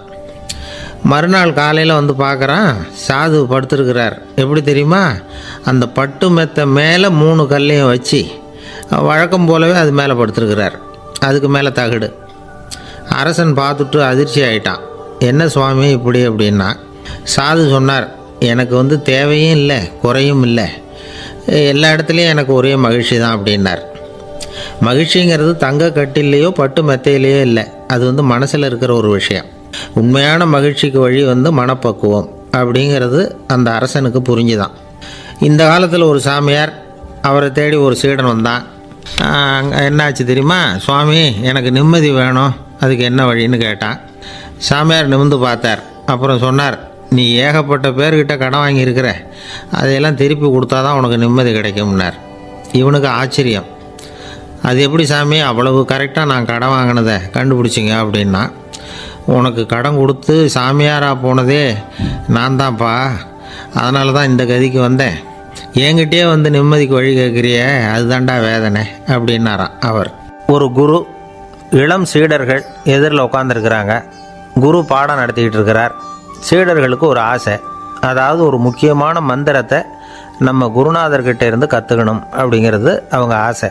அது என்ன மந்திரம்னா, இறந்தவரை உயிர்ப்பிக்கக்கூடிய புனித மந்திரம், அதாவது செத்தவங்களுக்கு மீண்டும் உயிர் உண்டாக்குகிற மந்திரம். குருவே, தயவு பண்ணி அந்த மந்திரத்தை எங்களுக்கு உபதேசிக்கணும் அப்படின்னு கேட்டாங்க. அது ரொம்ப ஆபத்தானது, அது என்னத்துக்கு உங்களுக்கு வேண்டாமேன்னாராம் குரு. எங்களுடைய நம்பிக்கை வந்து உறுதிப்படுறதுக்காகத்தான் கேட்குறோம், வேற ஒன்றும் இல்லை அப்படின்னு நாங்களாம் சீடர்கள். பக்குவப்படாத அறிவுங்கிறது ரொம்ப ஆபத்தானது அப்படின்னாராம் குரு. இது சீடர்களுக்கு புரியல. அது எப்படிங்க பக்குவப்படாத அறிவு ஆபத்தானதுன்னு சொல்கிறீங்க, அப்படின்னா என்ன அப்படின்னு கேட்டிருக்காங்க சீடர்கள். குரு அதுக்கு விளக்கம் கொடுத்தாராம். அந்த மந்திரத்தை எப்போ பயன்படுத்தணுங்கிறது முக்கியம். அதை அறியக்கூடிய ஞானம் ஏற்படுகிற வரைக்கும் அதை தெரிஞ்சுக்காமல் இருக்கிறது தான் நல்லது, இல்லைன்னா ஆபத்துன்னாராம். ஆனால் அந்த சீடர்கள் அதை கேட்குற மாதிரி இல்லை, ரொம்ப பிடிவாதம் பண்ண ஆரம்பிச்சுட்டாங்க. சரி வாங்க சொல்கிறேன்னார் குரு. எல்லோரும் வந்தாங்க. அந்த புனித மந்திரத்தை அவங்களுக்கு ரகசியமாக உபதேசம் பண்ணார். உபதேசம் பண்ணிவிட்டு அவங்களுக்கு எச்சரிக்கையும் கொடுத்தார். இந்த மந்திரத்தை நல்லா ஆராய்ச்சி பார்த்ததுக்கு அப்புறம் தான் உச்சரிக்கணும், அவசரப்பட்டு எதுவும் செஞ்சிடக்கூடாது அப்படின்னு ஒரு தடவைக்கு பல தடவை எச்சரிக்கை கொடுத்தார்.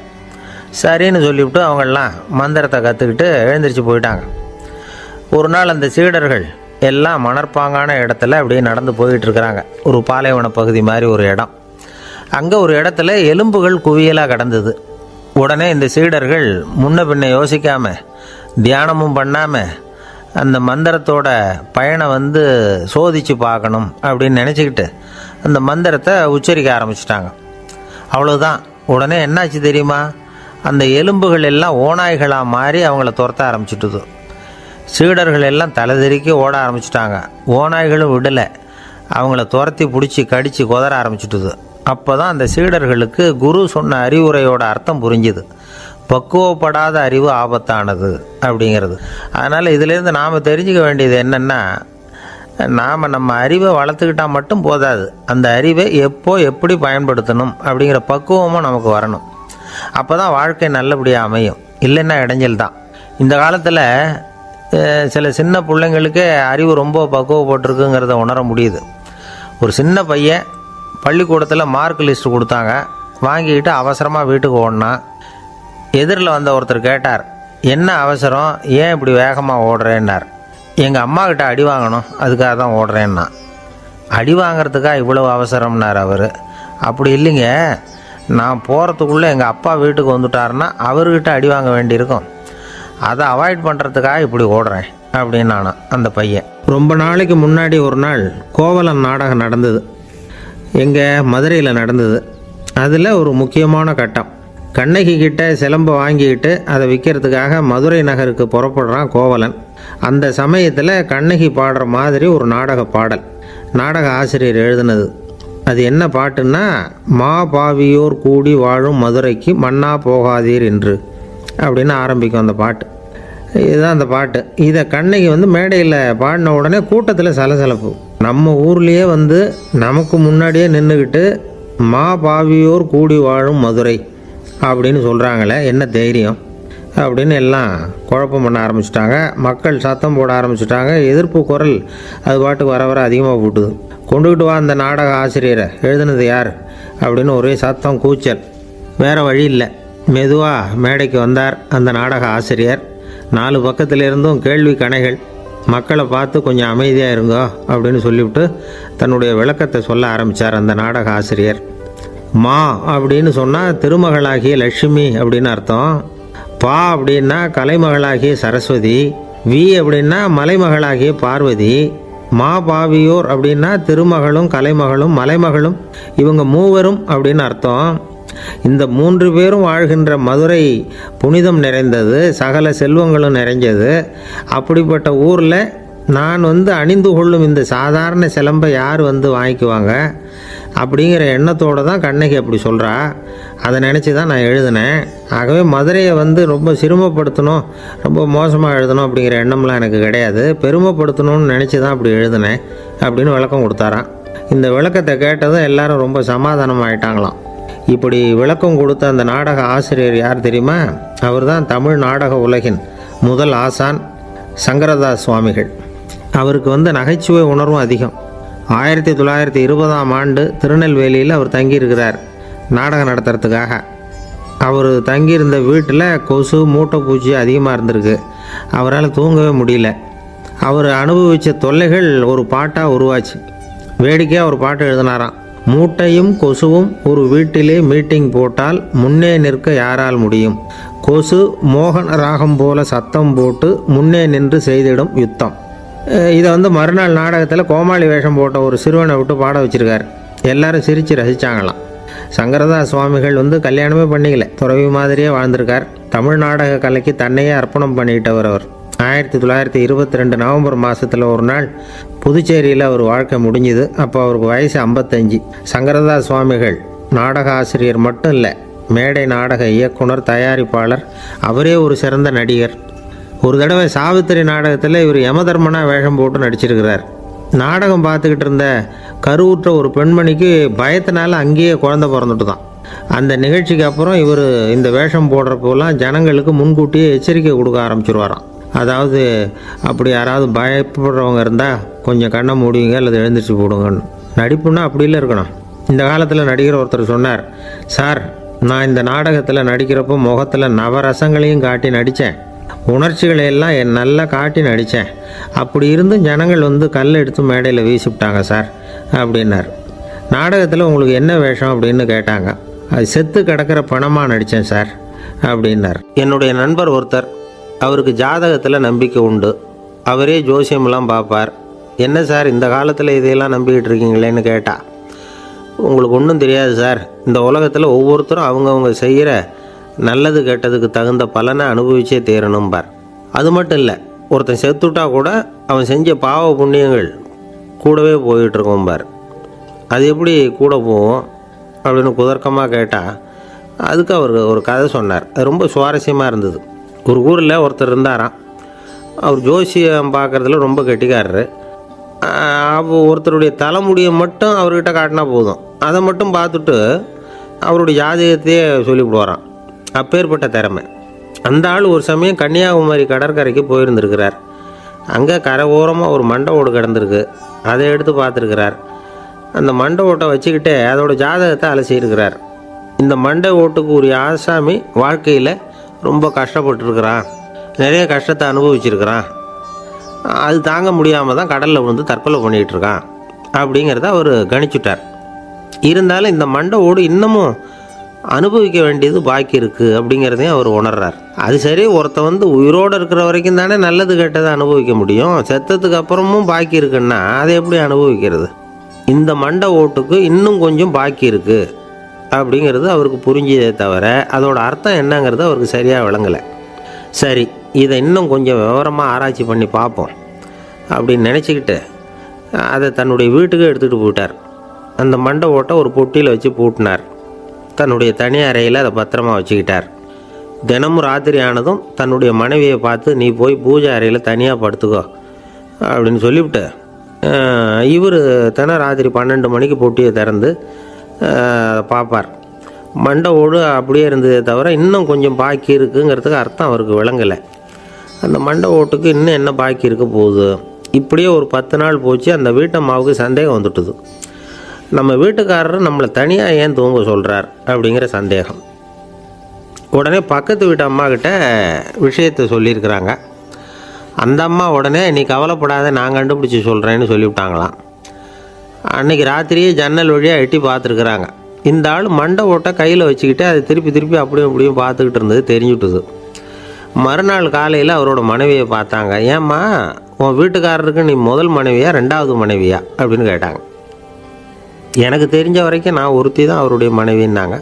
அப்படி இல்லை, இனி அவருக்கு 2வது மனைவி, முதல் மனைவியின் மண்டை ஓடு தான் அவர் கையில் இருக்குப்போ, அதை தான் அவர் தினமும் ராத்திரியில் எடுத்து பார்த்துக்கிட்டு இருக்கிறாரு அப்படின்னு விட்டாங்க அந்த அடுத்த வீட்டம்மா. அப்படியா விஷயம்னு சொல்லிவிட்டு கணவன் வீட்டில் இல்லாத நேரமாக பார்த்து அந்த மண்டை ஓட்டை எடுத்து கொண்டாந்து ஒரு உரலில் போட்டு உலக்கையால் குத்தி நொறுக்க ஆரம்பிச்சுட்டுது அந்த அம்மா. வெளியே போயிருந்த அந்த ஆள் அப்போ தான் உள்ளே நுழைஞ்சார். மண்டை ஓடு உலக்கைக்கிட்ட குத்து வாங்கிட்டு இருக்கு. அது அனுபவிக்க வேண்டியது இன்னும் கொஞ்சம் பாக்கி இருக்குது அப்படிங்கிறதுக்கான அர்த்தம் எனக்கு இப்போ தான் புரிஞ்சுதுன்னாராம் அவர். இந்த கதையிலேருந்து நாம் இன்னொரு நீதியையும் புரிஞ்சுக்கணும். அதாவது நம்ம வீட்டை பற்றி நமக்கு தெரியாததெல்லாம் அடுத்த வீட்டுக்காரங்களுக்கு நல்லா தெரியும். ஆஸ்மாவுக்கும் மனசுக்கும் சம்பந்தம் உண்டு. தீர்வு காண முடியாத மன போராட்டங்கள் எல்லாத்துக்கும் அடுத்தவங்களையே சார்ந்து இருக்கிற மனநிலை, இதெல்லாம் ஆஸ்மாவினுடைய தீவிரத்தை அதிகப்படுத்திடும். பயம், இது எப்படின்னா என்ன நடக்குமோங்கிற பதற்ற நிலை, அப்புறம் இந்த பயம் இதெல்லாம் சுவாசித்தலை அதிகரிக்க செய்யுது இல்லையா? இதனால் இரத்தத்தின் காரத்தன்மை அதிகமாகி நோயின் தீவிரமும் அதிகமாகுது. மன போராட்டம், மனக்கவலை, மன இறுக்கம் இதெல்லாம் தோல் வியாதியை தூண்டி விடுதான். இது மாதிரி இன்னும் எவ்வளவோ இருக்குது. அதனால் இன்றைக்கி நமக்கு தேவை என்னென்னா மன வலிமை, மலர்ந்த முகம். இது 2 இருந்துட்டுதுன்னா பலவிதமான நோய்கள் நம்மக்கிட்ட நெருங்கி வராது. டாக்டர் என்ன நெருங்காமல் இருக்கிறதுக்கு நான் ஒரு காரியம் பண்ணுறேன் அப்படின்னார் ஒருத்தர். அவர் என்ன அர்த்தத்தில் சொன்னார்னா, டாக்டர் அவரை நெருங்காமல் இருக்கிறதுக்கு அவர் ஒரு காரியம் பண்ணுறாராம். நண்பர்கிட்ட சொன்னார். நண்பர் கேட்டார், அது என்ன காரியம் பண்ணுற அப்படின்னு கேட்டார். தினம் ஒரு ஆப்பிள் பழம் சாப்பிட்றேன்னார் அவர். ஏன்னா ஆங்கிலத்தில் ஒரு பழமொழி சொல்லுவாங்கள்ல, an apple a day keeps doctor away அப்படிம்பாங்க. ஒரு ஆப்பிள் பழம் சாப்பிட்டா டாக்டர் விலகியே இருப்பார், டாக்டர்கிட்ட போக வேண்டிய அவசியம் இருக்காது அப்படிங்கிறதுக்காக அந்த பழமொழி சொல்கிறது. என்ன, நான் யாருமே நெருங்காமல் இருக்கிறதுக்கு நான் ஒரு காரியம் பண்ணுறேன்னார் இன்னொருத்தர். டாக்டர் நெருங்காமல் இருக்கிறதுக்கு ஆப்பிள் பழம் சாப்பிட்றேன்னார் அவர். என்னை யாருமே நெருங்காமல் இருக்கிறதுக்கு நான் ஒரு காரியம் பண்ணுறேன்னார் இன்னொருத்தர். அது என்னன்னு கேட்டோம். தினம் ஒரு பூண்டு சாப்பிட்றேன்னார். ஏ கார்லிக் எ டே கீப்ஸ் எவ்ரிபடி அவே அப்படின்னு அதுக்கு ஒரு புது விளக்கமும் கொடுத்தார். காசி மாநகரத்தை பிரம்மதத்தன் அப்படிங்கிற ராஜா ஆட்சி பண்ணிட்டு வந்தார். அவர் ஒவ்வொரு வருஷமும் ஒரு திருவிழா நடத்துறது வழக்கம். எல்லா தேசத்திலிருந்தும் எல்லா வகையான ஜனங்களும் அதில் கலந்துக்குவாங்க. ஒரு சமயம் அது மாதிரி விழா நடந்துக்கிட்டு இருந்தது. வைகுண்டத்திலேருந்து தேவலோகத்திலேருந்து நிறைய தேவகுமாரர்கள்லாம் காசி நகருக்கு அப்போது வந்திருந்தாங்க. அதில் முக்கியமாக ஒரு 4 தேவகுமாரர்கள். அந்த 4 பேரையும் சுற்றி ஏகப்பட்ட கூட்டம். அப்படி என்ன விசேஷம் அவங்கக்கிட்ட அப்படின்னா, மற்றவங்கள விட அவங்க முகம் அழகாக இருந்ததா அப்படி பார்த்தா அப்படியும் இல்லை. அவங்க அணிஞ்சிருந்த மலர் மாலைகள் தான் அதுக்கு காரணமாக. அந்த மலர்கள்லேருந்து அப்படி ஒரு அபூர்வமான நறுமணம். இதுக்கு முன்னாடி இப்படி ஒரு நறுமணத்தை அந்த ஊர் ஜனங்க அனுபவிச்சதே இல்லை. அதுதான் அந்த 4 பேரையும் சுற்றி கூட்டம்.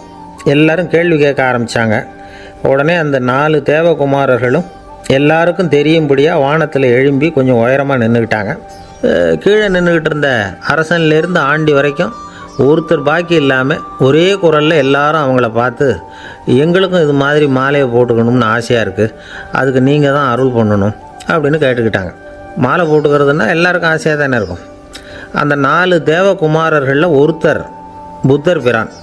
அவர் சொன்னார், பூலோகவாசிகளே, நான் சொல்கிறத கொஞ்சம் பொறுமையாக கேளுங்க. கக்காரு அப்படிங்கிற கற்பக விருஷத்தின் மலர்களால் தொடுக்கப்பட்டது இந்த மாலை. இதுக்கு நிறைய சக்தி உண்டு. எந்த காலமும் இது வாடாது, வாசனையும் குறையாது. ஆனால் இதை அணிந்து கொள்றதுக்கு சில தகுதிகள் தேவை அப்படின்னார். என்ன தகுதி அது சொல்லுங்களேன் அப்படின்னு ஏக காலத்தில் எல்லாரும் சத்தம் போட்டாங்க. தீய இயல்புகள் உள்ளவங்க, இழிந்த சிந்தனை, இழிந்த செயல் உள்ளவங்க இந்த மாலையை அணிய முடியாது அப்படின்னார். அவ்வளோதான். கூட்டத்தில் சத்தம் போட்டவங்கள்லாம் மெதுவாக அப்படி அடங்க ஆரம்பிச்சிட்டாங்க. இன்னொரு தேவகுமாரன் சொன்னார், அடுத்தவங்க பொருளை அபகரிக்காதவன், அடுத்தவங்களுக்கு கெடுதல் பண்ணக்கூடிய பொய் பேசாதவன், பேராசையினால் கெட்ட வழியில் பொருள் ஈட்ட நினைக்காதவன் இந்த மாலையை போட்டுக்கலாம் அப்படின்னார். கூட்டத்திலிருந்து யாரும் முன்னுக்கு வரல. ஒரே ஒரு ராஜகுரு மட்டும் கொஞ்சம் முன்னாடி வந்தார். பெரியவர், படித்தவர். அவர், எனக்கு தகுதி இருக்குது அந்த மாலையை போட்டுக்கிறதுக்கு அப்படின்னார்.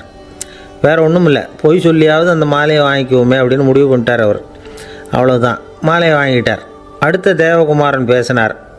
யாருக்கு திடமான அறிவும் மனமும் இருக்குதோ, யாருக்கு நல்ல காரியங்களில் அசையாத ஈடுபாடு இருக்குதோ, நல்ல அரிய பொருள்களை தனியாக தான் மட்டும் அனுபவிக்க விரும்பாதவர் யாரோ அவர் முன்னாடி வந்து இந்த மாலையை வாங்கிக்கலாம் அப்படின்னார். அந்த தகுதியும் எனக்கு இருக்குன்னார் ராஜகுரு. மாலையை வாங்கி போட்டுக்கிட்டார். இன்னொரு ராஜகுமாரன் பேச ஆரம்பித்தார். அறநெறியில் செல்வம் சேர்க்கணும், ஆடம்பர பொருள்களுக்கு அடிமையாகக்கூடாது, வெற்றி அடைஞ்சாலும் கர்வம் வரக்கூடாது, அப்படிப்பட்டவங்க இந்த மாலையை போட்டுக்கலாம்னார். துணிஞ்சு பொய் சொல்லி அதையும் வாங்கி கழுத்தில் போட்டுக்கிட்டார் இந்த ராஜகுரு. இன்னொரு ராஜகுமாரன் சொன்னார், சான்றோர்களை நிந்திக்காதவங்க, புறம் பேசாதவங்க இந்த மாலையை போட்டுக்கலாம்னார். அதையும் வாங்கி போட்டுக்கிட்டார்.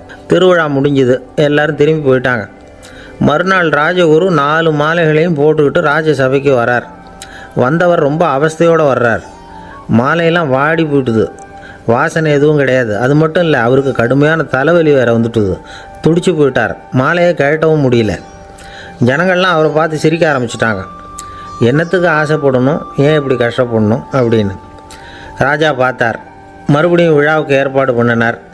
தேவகுமாரர்கள்லாம் வந்தாங்க. ராஜகுரு வந்தார். மக்கள் முன்னிலையில் அவங்க காலில் விழுந்தார், மன்னிப்பு கேட்டுக்கிட்டார். இந்த மாலையை போட்டுக்கிற தகுதி எனக்கு இல்லை. தகுதி இல்லாத ஒருத்தன் தகாத தகுதியை பொய் மூலம் பெறணும்னு ஆசைப்படுறாங்களே, அவங்களுக்கெல்லாம் என்னுடைய தண்டனை ஒரு எச்சரிக்கையாக இருக்கட்டும்னார். அதுக்கப்புறம் தேவகுமாரர்கள் அவர் கழுத்தில் இருக்கிற மாலையை கழட்டினாங்களாம். அந்த மாலைகளும் பழையபடி மனம் கொடுக்க ஆரம்பிச்சுட்டு தான்.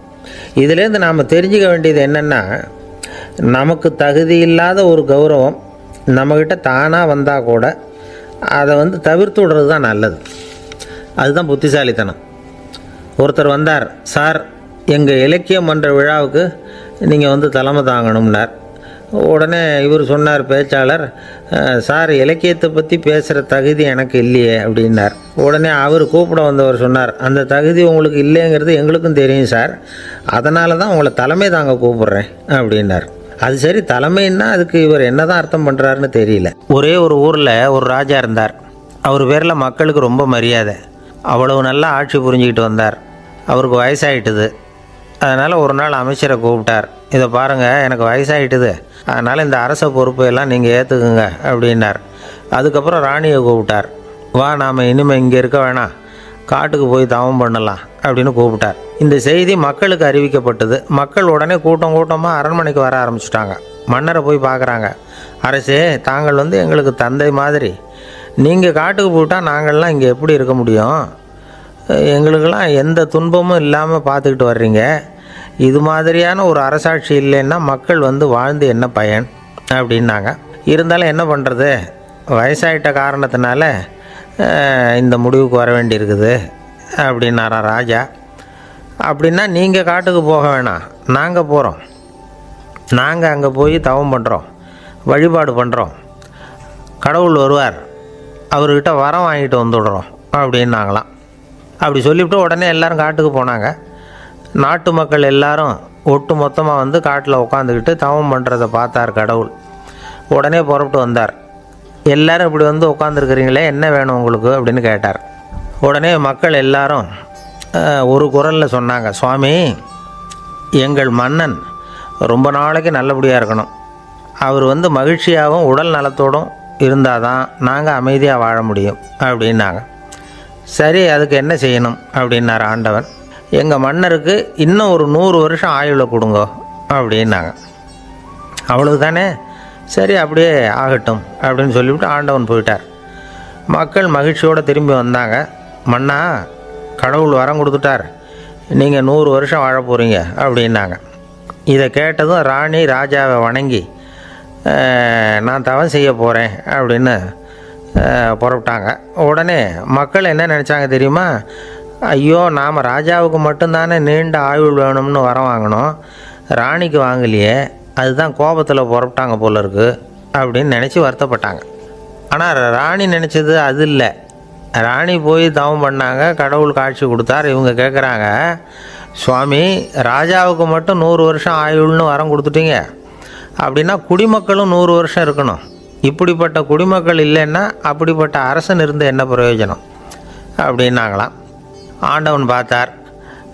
சரி, அவங்களும் 100 வருஷம் வாழ்வாங்க, அது மட்டும் இல்லை, நீயும் 100 ஆண்டு காலம் வாழ வரமளிக்கிறேன் அப்படின்னு சொல்லிவிட்டு மறைஞ்சிட்டார்.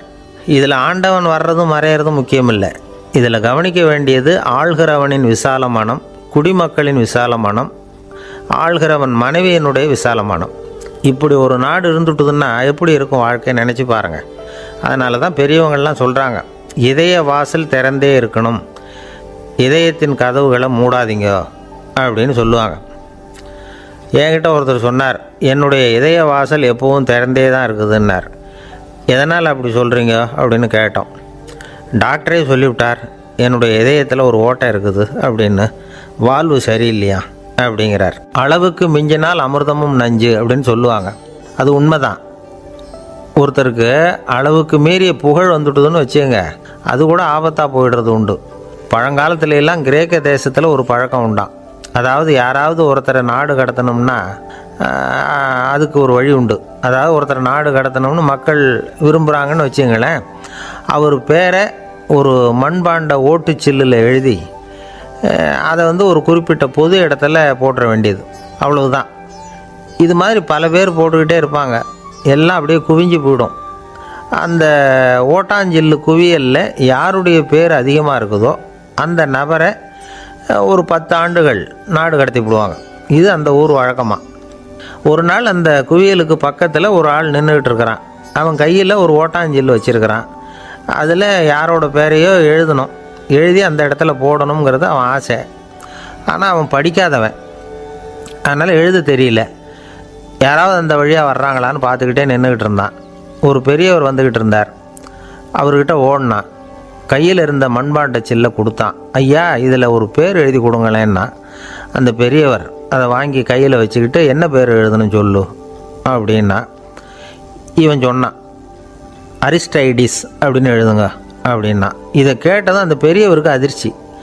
ஏன்னா அவர் தான் அரிஸ்டைடிஸ், தத்துவ மேதை அரிஸ்டைடிஸ் அவர். இருந்தாலும் நான் தான் அதுங்கிறத காட்டிக்காமல் அந்த ஆளுகிட்ட கேட்டார், அது சரிப்பா, அரிஸ்டைடிஸுங்கிற பேரை எழுத சொல்கிற, அவர் உனக்கு என்ன கெடுதல் பண்ணார், அவர் பேரை இதில் எழுத சொல்கிறியே அப்படின்னு கேட்டிருக்கார்.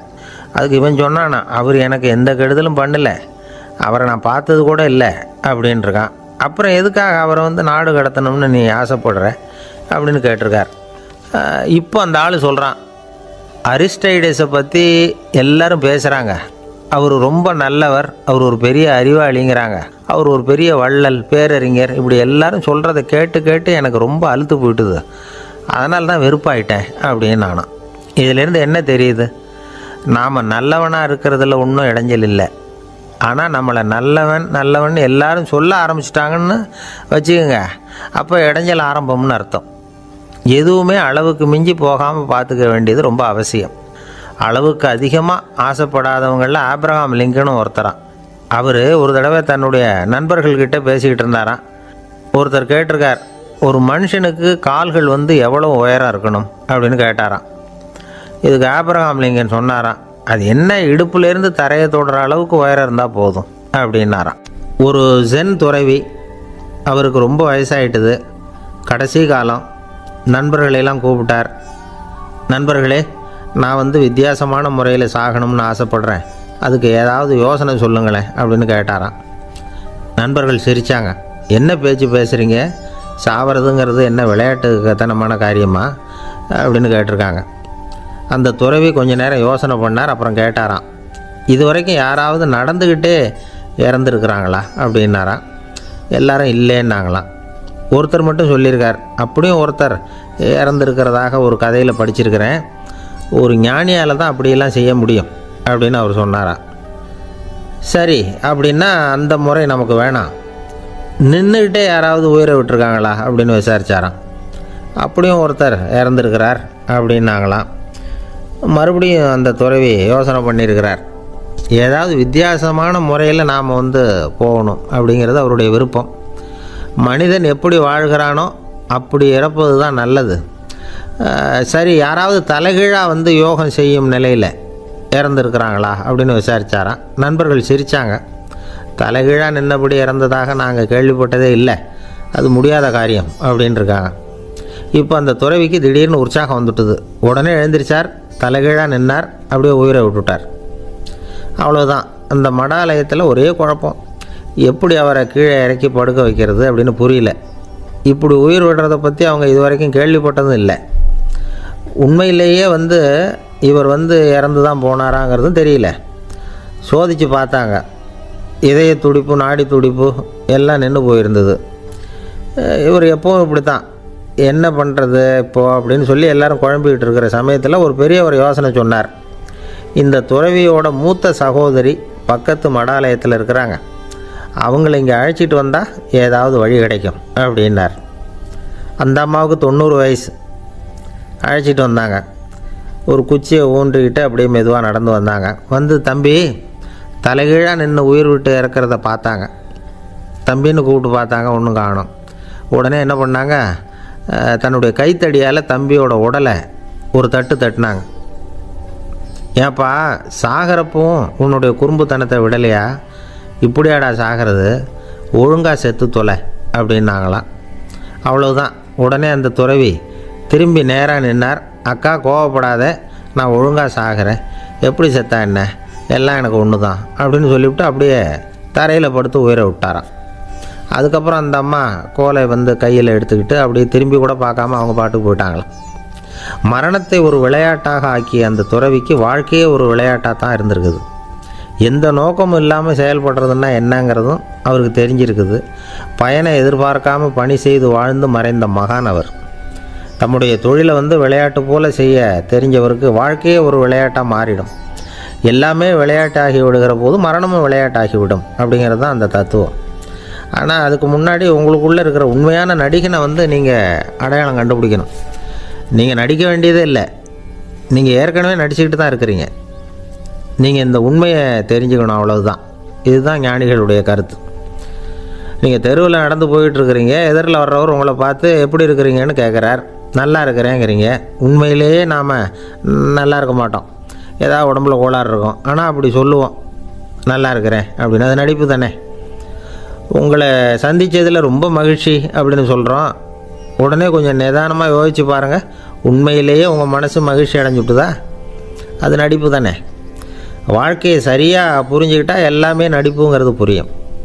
கல்யாண பத்திரிக்கை அனுப்பியிருந்தேனே, ஏன்டா வரலன்னு கேட்டான் ஒருத்தன்.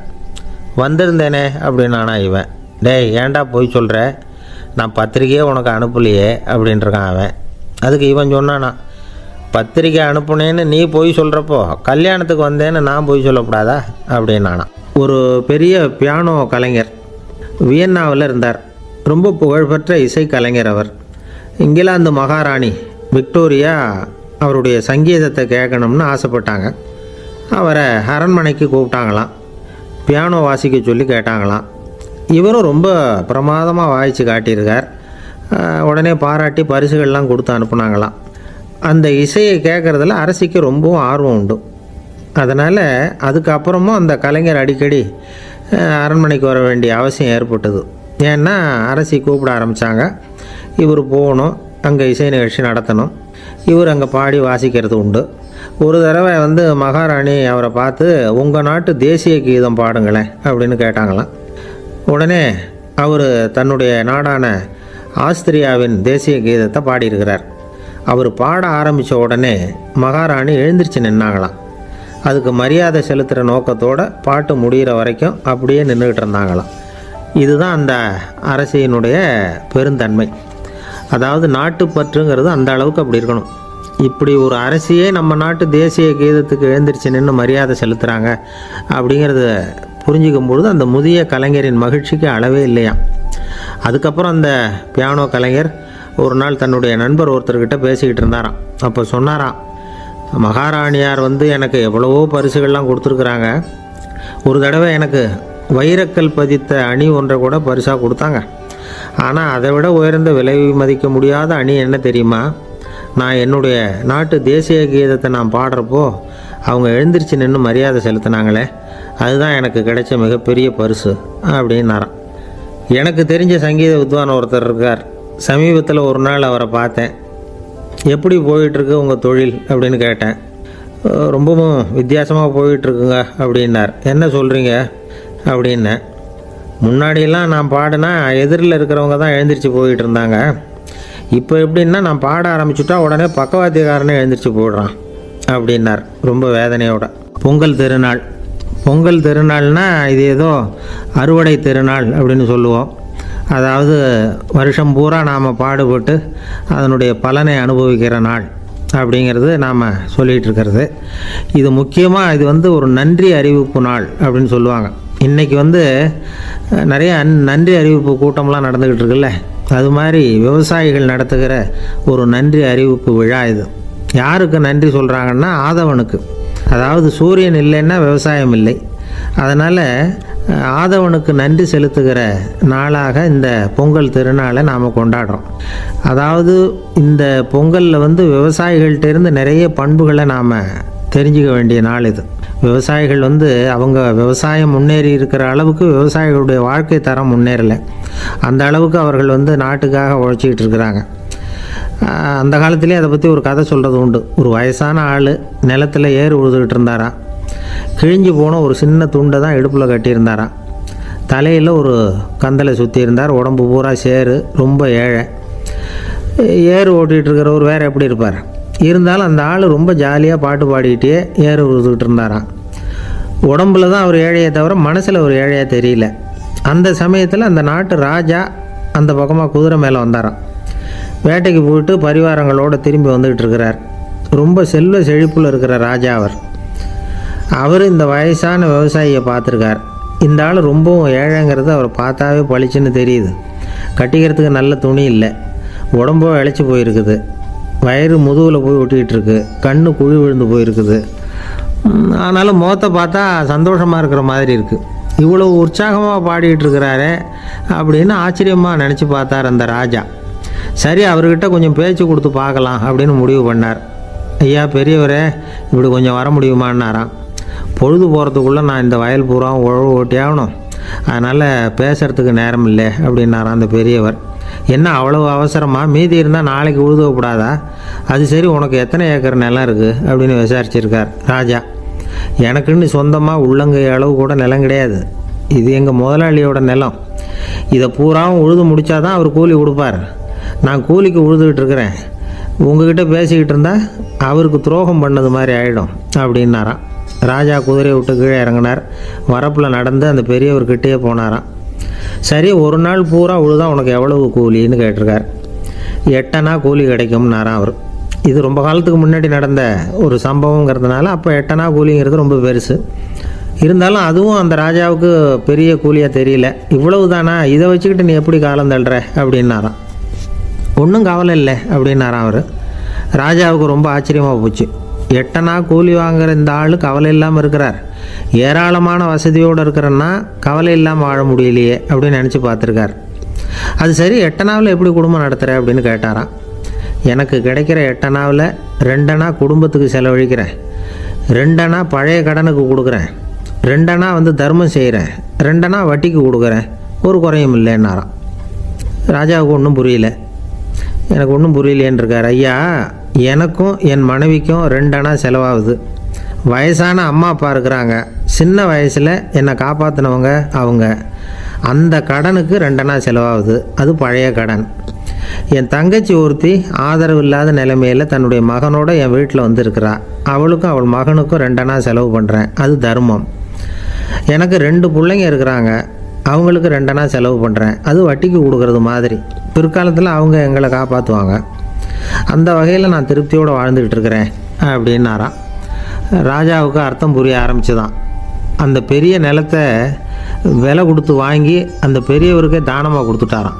இப்போ உழுதவருக்கே நிலம் சொந்தமாயிட்டுது. அன்னையிலேருந்து அரசனுக்கும் ஆறுதல் கிடைச்சிதான். இப்படி ஒரு கதை சொல்லுவாங்க. 8 அணா வருமானத்தை வச்சுக்கிட்டு எப்படி காலத்தை தள்ளுறதுன்னு சொல்கிறதுக்காக இந்த கதையை சொல்கிறதாக யாரும் தப்பாக நினச்சிக்கக்கூடாது. கிடைக்கிறத எப்படி பங்கு போடுறார், எப்படி திருப்தியாக வாழறார் அப்படிங்கிறது தான் முக்கியம். அது மாதிரி இன்றைக்கு இந்த பொங்கல் திருநாளில் உழவர்கள் மனசு மகிழ்ச்சியாக இருந்ததுன்னா அது எல்லாரும் மகிழ்ச்சியாக இருக்கிறது மாதிரி அர்த்தம். அதனால் அவர்கள்ட்டேருந்து நாம் பாடம் கற்றுக்கணும். சில உழவர்கள் தங்கள் நிலத்தில் விளையிறத தாங்கள் சாப்பிட மாட்டாங்க, அடுத்தவங்கள்ட்ட விற்றுட்டு சந்தையில் போய் வேறு அரிசி வாங்கிட்டு வந்து தான் இவங்க சாப்பிடுவாங்க. அப்படிப்பட்ட விவசாயிகள்லாம் இது உண்டு. பங்கிடுகிற பண்பை உழவர்கள்ட்டேருந்து கற்றுக்கொள்ளுங்கள் அப்படிம்பாங்க. ஒரு ஆள் நிம்மதியாக மகிழ்ச்சியாக இருந்தானா, உங்கள் நிம்மதிக்கும் மகிழ்ச்சிக்கும் என்ன காரணம்னு கேட்டிருக்கார் இன்னொருத்தர். என்கிட்ட இருந்தது பூராவையும் என் பிள்ளைங்களுக்கு சமமாக பங்கு போட்டு கொடுத்துட்டேன், எனக்குன்னு எதுவுமே வச்சுக்கல, அதுதான் நிம்மதிக்கு காரணம்ன்றிருக்கான். உங்ககிட்ட இருந்தது எவ்வளவு இருந்தது அப்படின்னு கேட்டிருக்காரு அவர். மொத்தமாக ஒரு 50,000 ரூபா இருக்கும் அப்படின்னு இருக்கான். அவ்வளவும் பணமாகவே இருந்ததா அப்படின்னு கேட்டிருக்காங்க அவங்க. இல்லைங்க, அவ்வளவும் கடன், அதை தான் பிரித்து கொடுத்துருக்கேன் பிள்ளைங்கக்கிட்ட அப்படின்னு நானா. அவன் எது ரொம்பவும் கஷ்டமான காரியம் அப்படின்னு கேட்டார் ஒருத்தர். ஒருத்தருக்கு ஒருத்தர் சண்டை போடாமல் இருக்கிறது தான் ரொம்ப கஷ்டமான காரியம் அப்படின்னு தோணுது. ஒரு நாட்டுக்கும் இன்னொரு நாட்டுக்கும் சண்டை, நாட்டுக்குள்ளேயே ஒரு குரூப்புக்கும் இன்னொரு குரூப்புக்கும் சண்டை. ஏன் சண்டை போட்டுக்கிறீங்கன்னு கேட்டு பாருங்கள். நாங்கள் சமாதானத்துக்காக தான் சண்டை போட்டுக்கிறோம் அப்படிம்பாங்க. வாழறதுக்காக பிறந்த மனுஷன் லட்சியத்துக்காக உயிரை விட தயார் அப்படின்னு சொல்லிகிட்டு இருப்பான். அப்படி உயிரை விடுறவங்கள நாமளும் பாராட்டுவோம். ஆனால் ஒன்றும் இல்லாத விஷயங்களுக்கெல்லாம் சண்டை போடுறவங்களெல்லாம், அப்படிப்பட்டவங்களையும் சரி உயிரை விடுறவங்களையும் சரி என்னென்னு சொல்கிறது, யுத்தங்களாலேயும் சண்டைகளாலேயும் நாம் அடையிறது என்னங்கிறது ஒரு பக்கம் இருக்கட்டும், இழக்கிறது என்ன தெரியுமா? ஏராளமான உயிர்கள். ரத்தம் சிந்துறதுக்கு நான் தயார் அப்படின்னு மார்தட்டி சொல்லலாம். ஆனால் ரத்தம் சிந்தினா உயிர் காத்துக்கிட்டு இருக்க தயார் இல்லை. அதாவது உயிர் நமக்காக காத்துக்கிட்டு இருக்க தயார் இல்லை. இழக்கிற ரத்தத்தை ஈடுகட்டினா தான் உயிரை காப்பாற்ற முடியும். அதனால் இது சம்மந்தமாக ஆராய்ச்சி செய்கிற கட்டாயம் ஏற்பட்டு போச்சு. அதோட விளைவாக புதுசாக ஒன்றை கண்டுபிடிச்சிருக்கிறாங்க. அதுதான் செயற்கை ரத்தப்பொடி. இப்போ இந்த திடீர் சாம்பார் பொடி, திடீர் ரசப்பொடி, திடீர் காப்பி பொடி இப்படிலாம் சொல்கிறோம்ல, அது மாதிரி இது திடீர் ரத்தப்பொடி.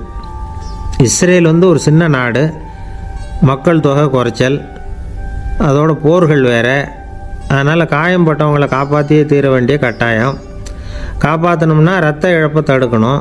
அப்படின்னா உடனடியாக புது ரத்தம் செலுத்தி ஆகணும். திடீர்னு ரத்தம் வேணும்னா எங்கே போகிறது? அதுவும் கிடைக்கிற ரத்தம் சேர்கிற குரூப்பாக இருக்கணும். ஒரு வேடிக்கை பார்த்தீங்களா, நான் வேறு குரூப்பு நீ வேறு குரூப்புன்னு இவன் சண்டை போடுறான்.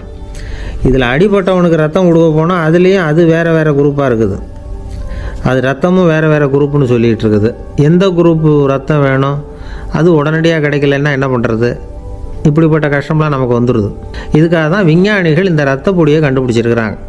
அதாவது ஒரு ஆள் அடிபட்டு போட்டான்னு வச்சுங்களேன், அவனுக்கு ரத்தம் கிடைக்கல, உடனே என்ன பண்ணலாம்? இந்த சுத்தப்படுத்தப்பட்ட தண்ணீரை கொஞ்சம் எடுத்துக்க வேண்டியது, அதில் இந்த ரத்த பொடியை கரைக்க வேண்டியது. இப்போ இந்த செயற்கை ரத்தம் தயாராகிட்டுது. இதை அந்த ஆள் உடம்புல ஏற்றி விட்டுற வேண்டியது. இயற்கையாக நம்ம உடம்பில் இருக்கிற ரத்தம் என்னென்ன வேலை செய்யுதோ அதே வேலையை இதுவும் செய்யும். அதாவது ஆக்சிஜனை உடம்புல எல்லா இடத்துக்கும் எடுத்துகிட்டு போகுது.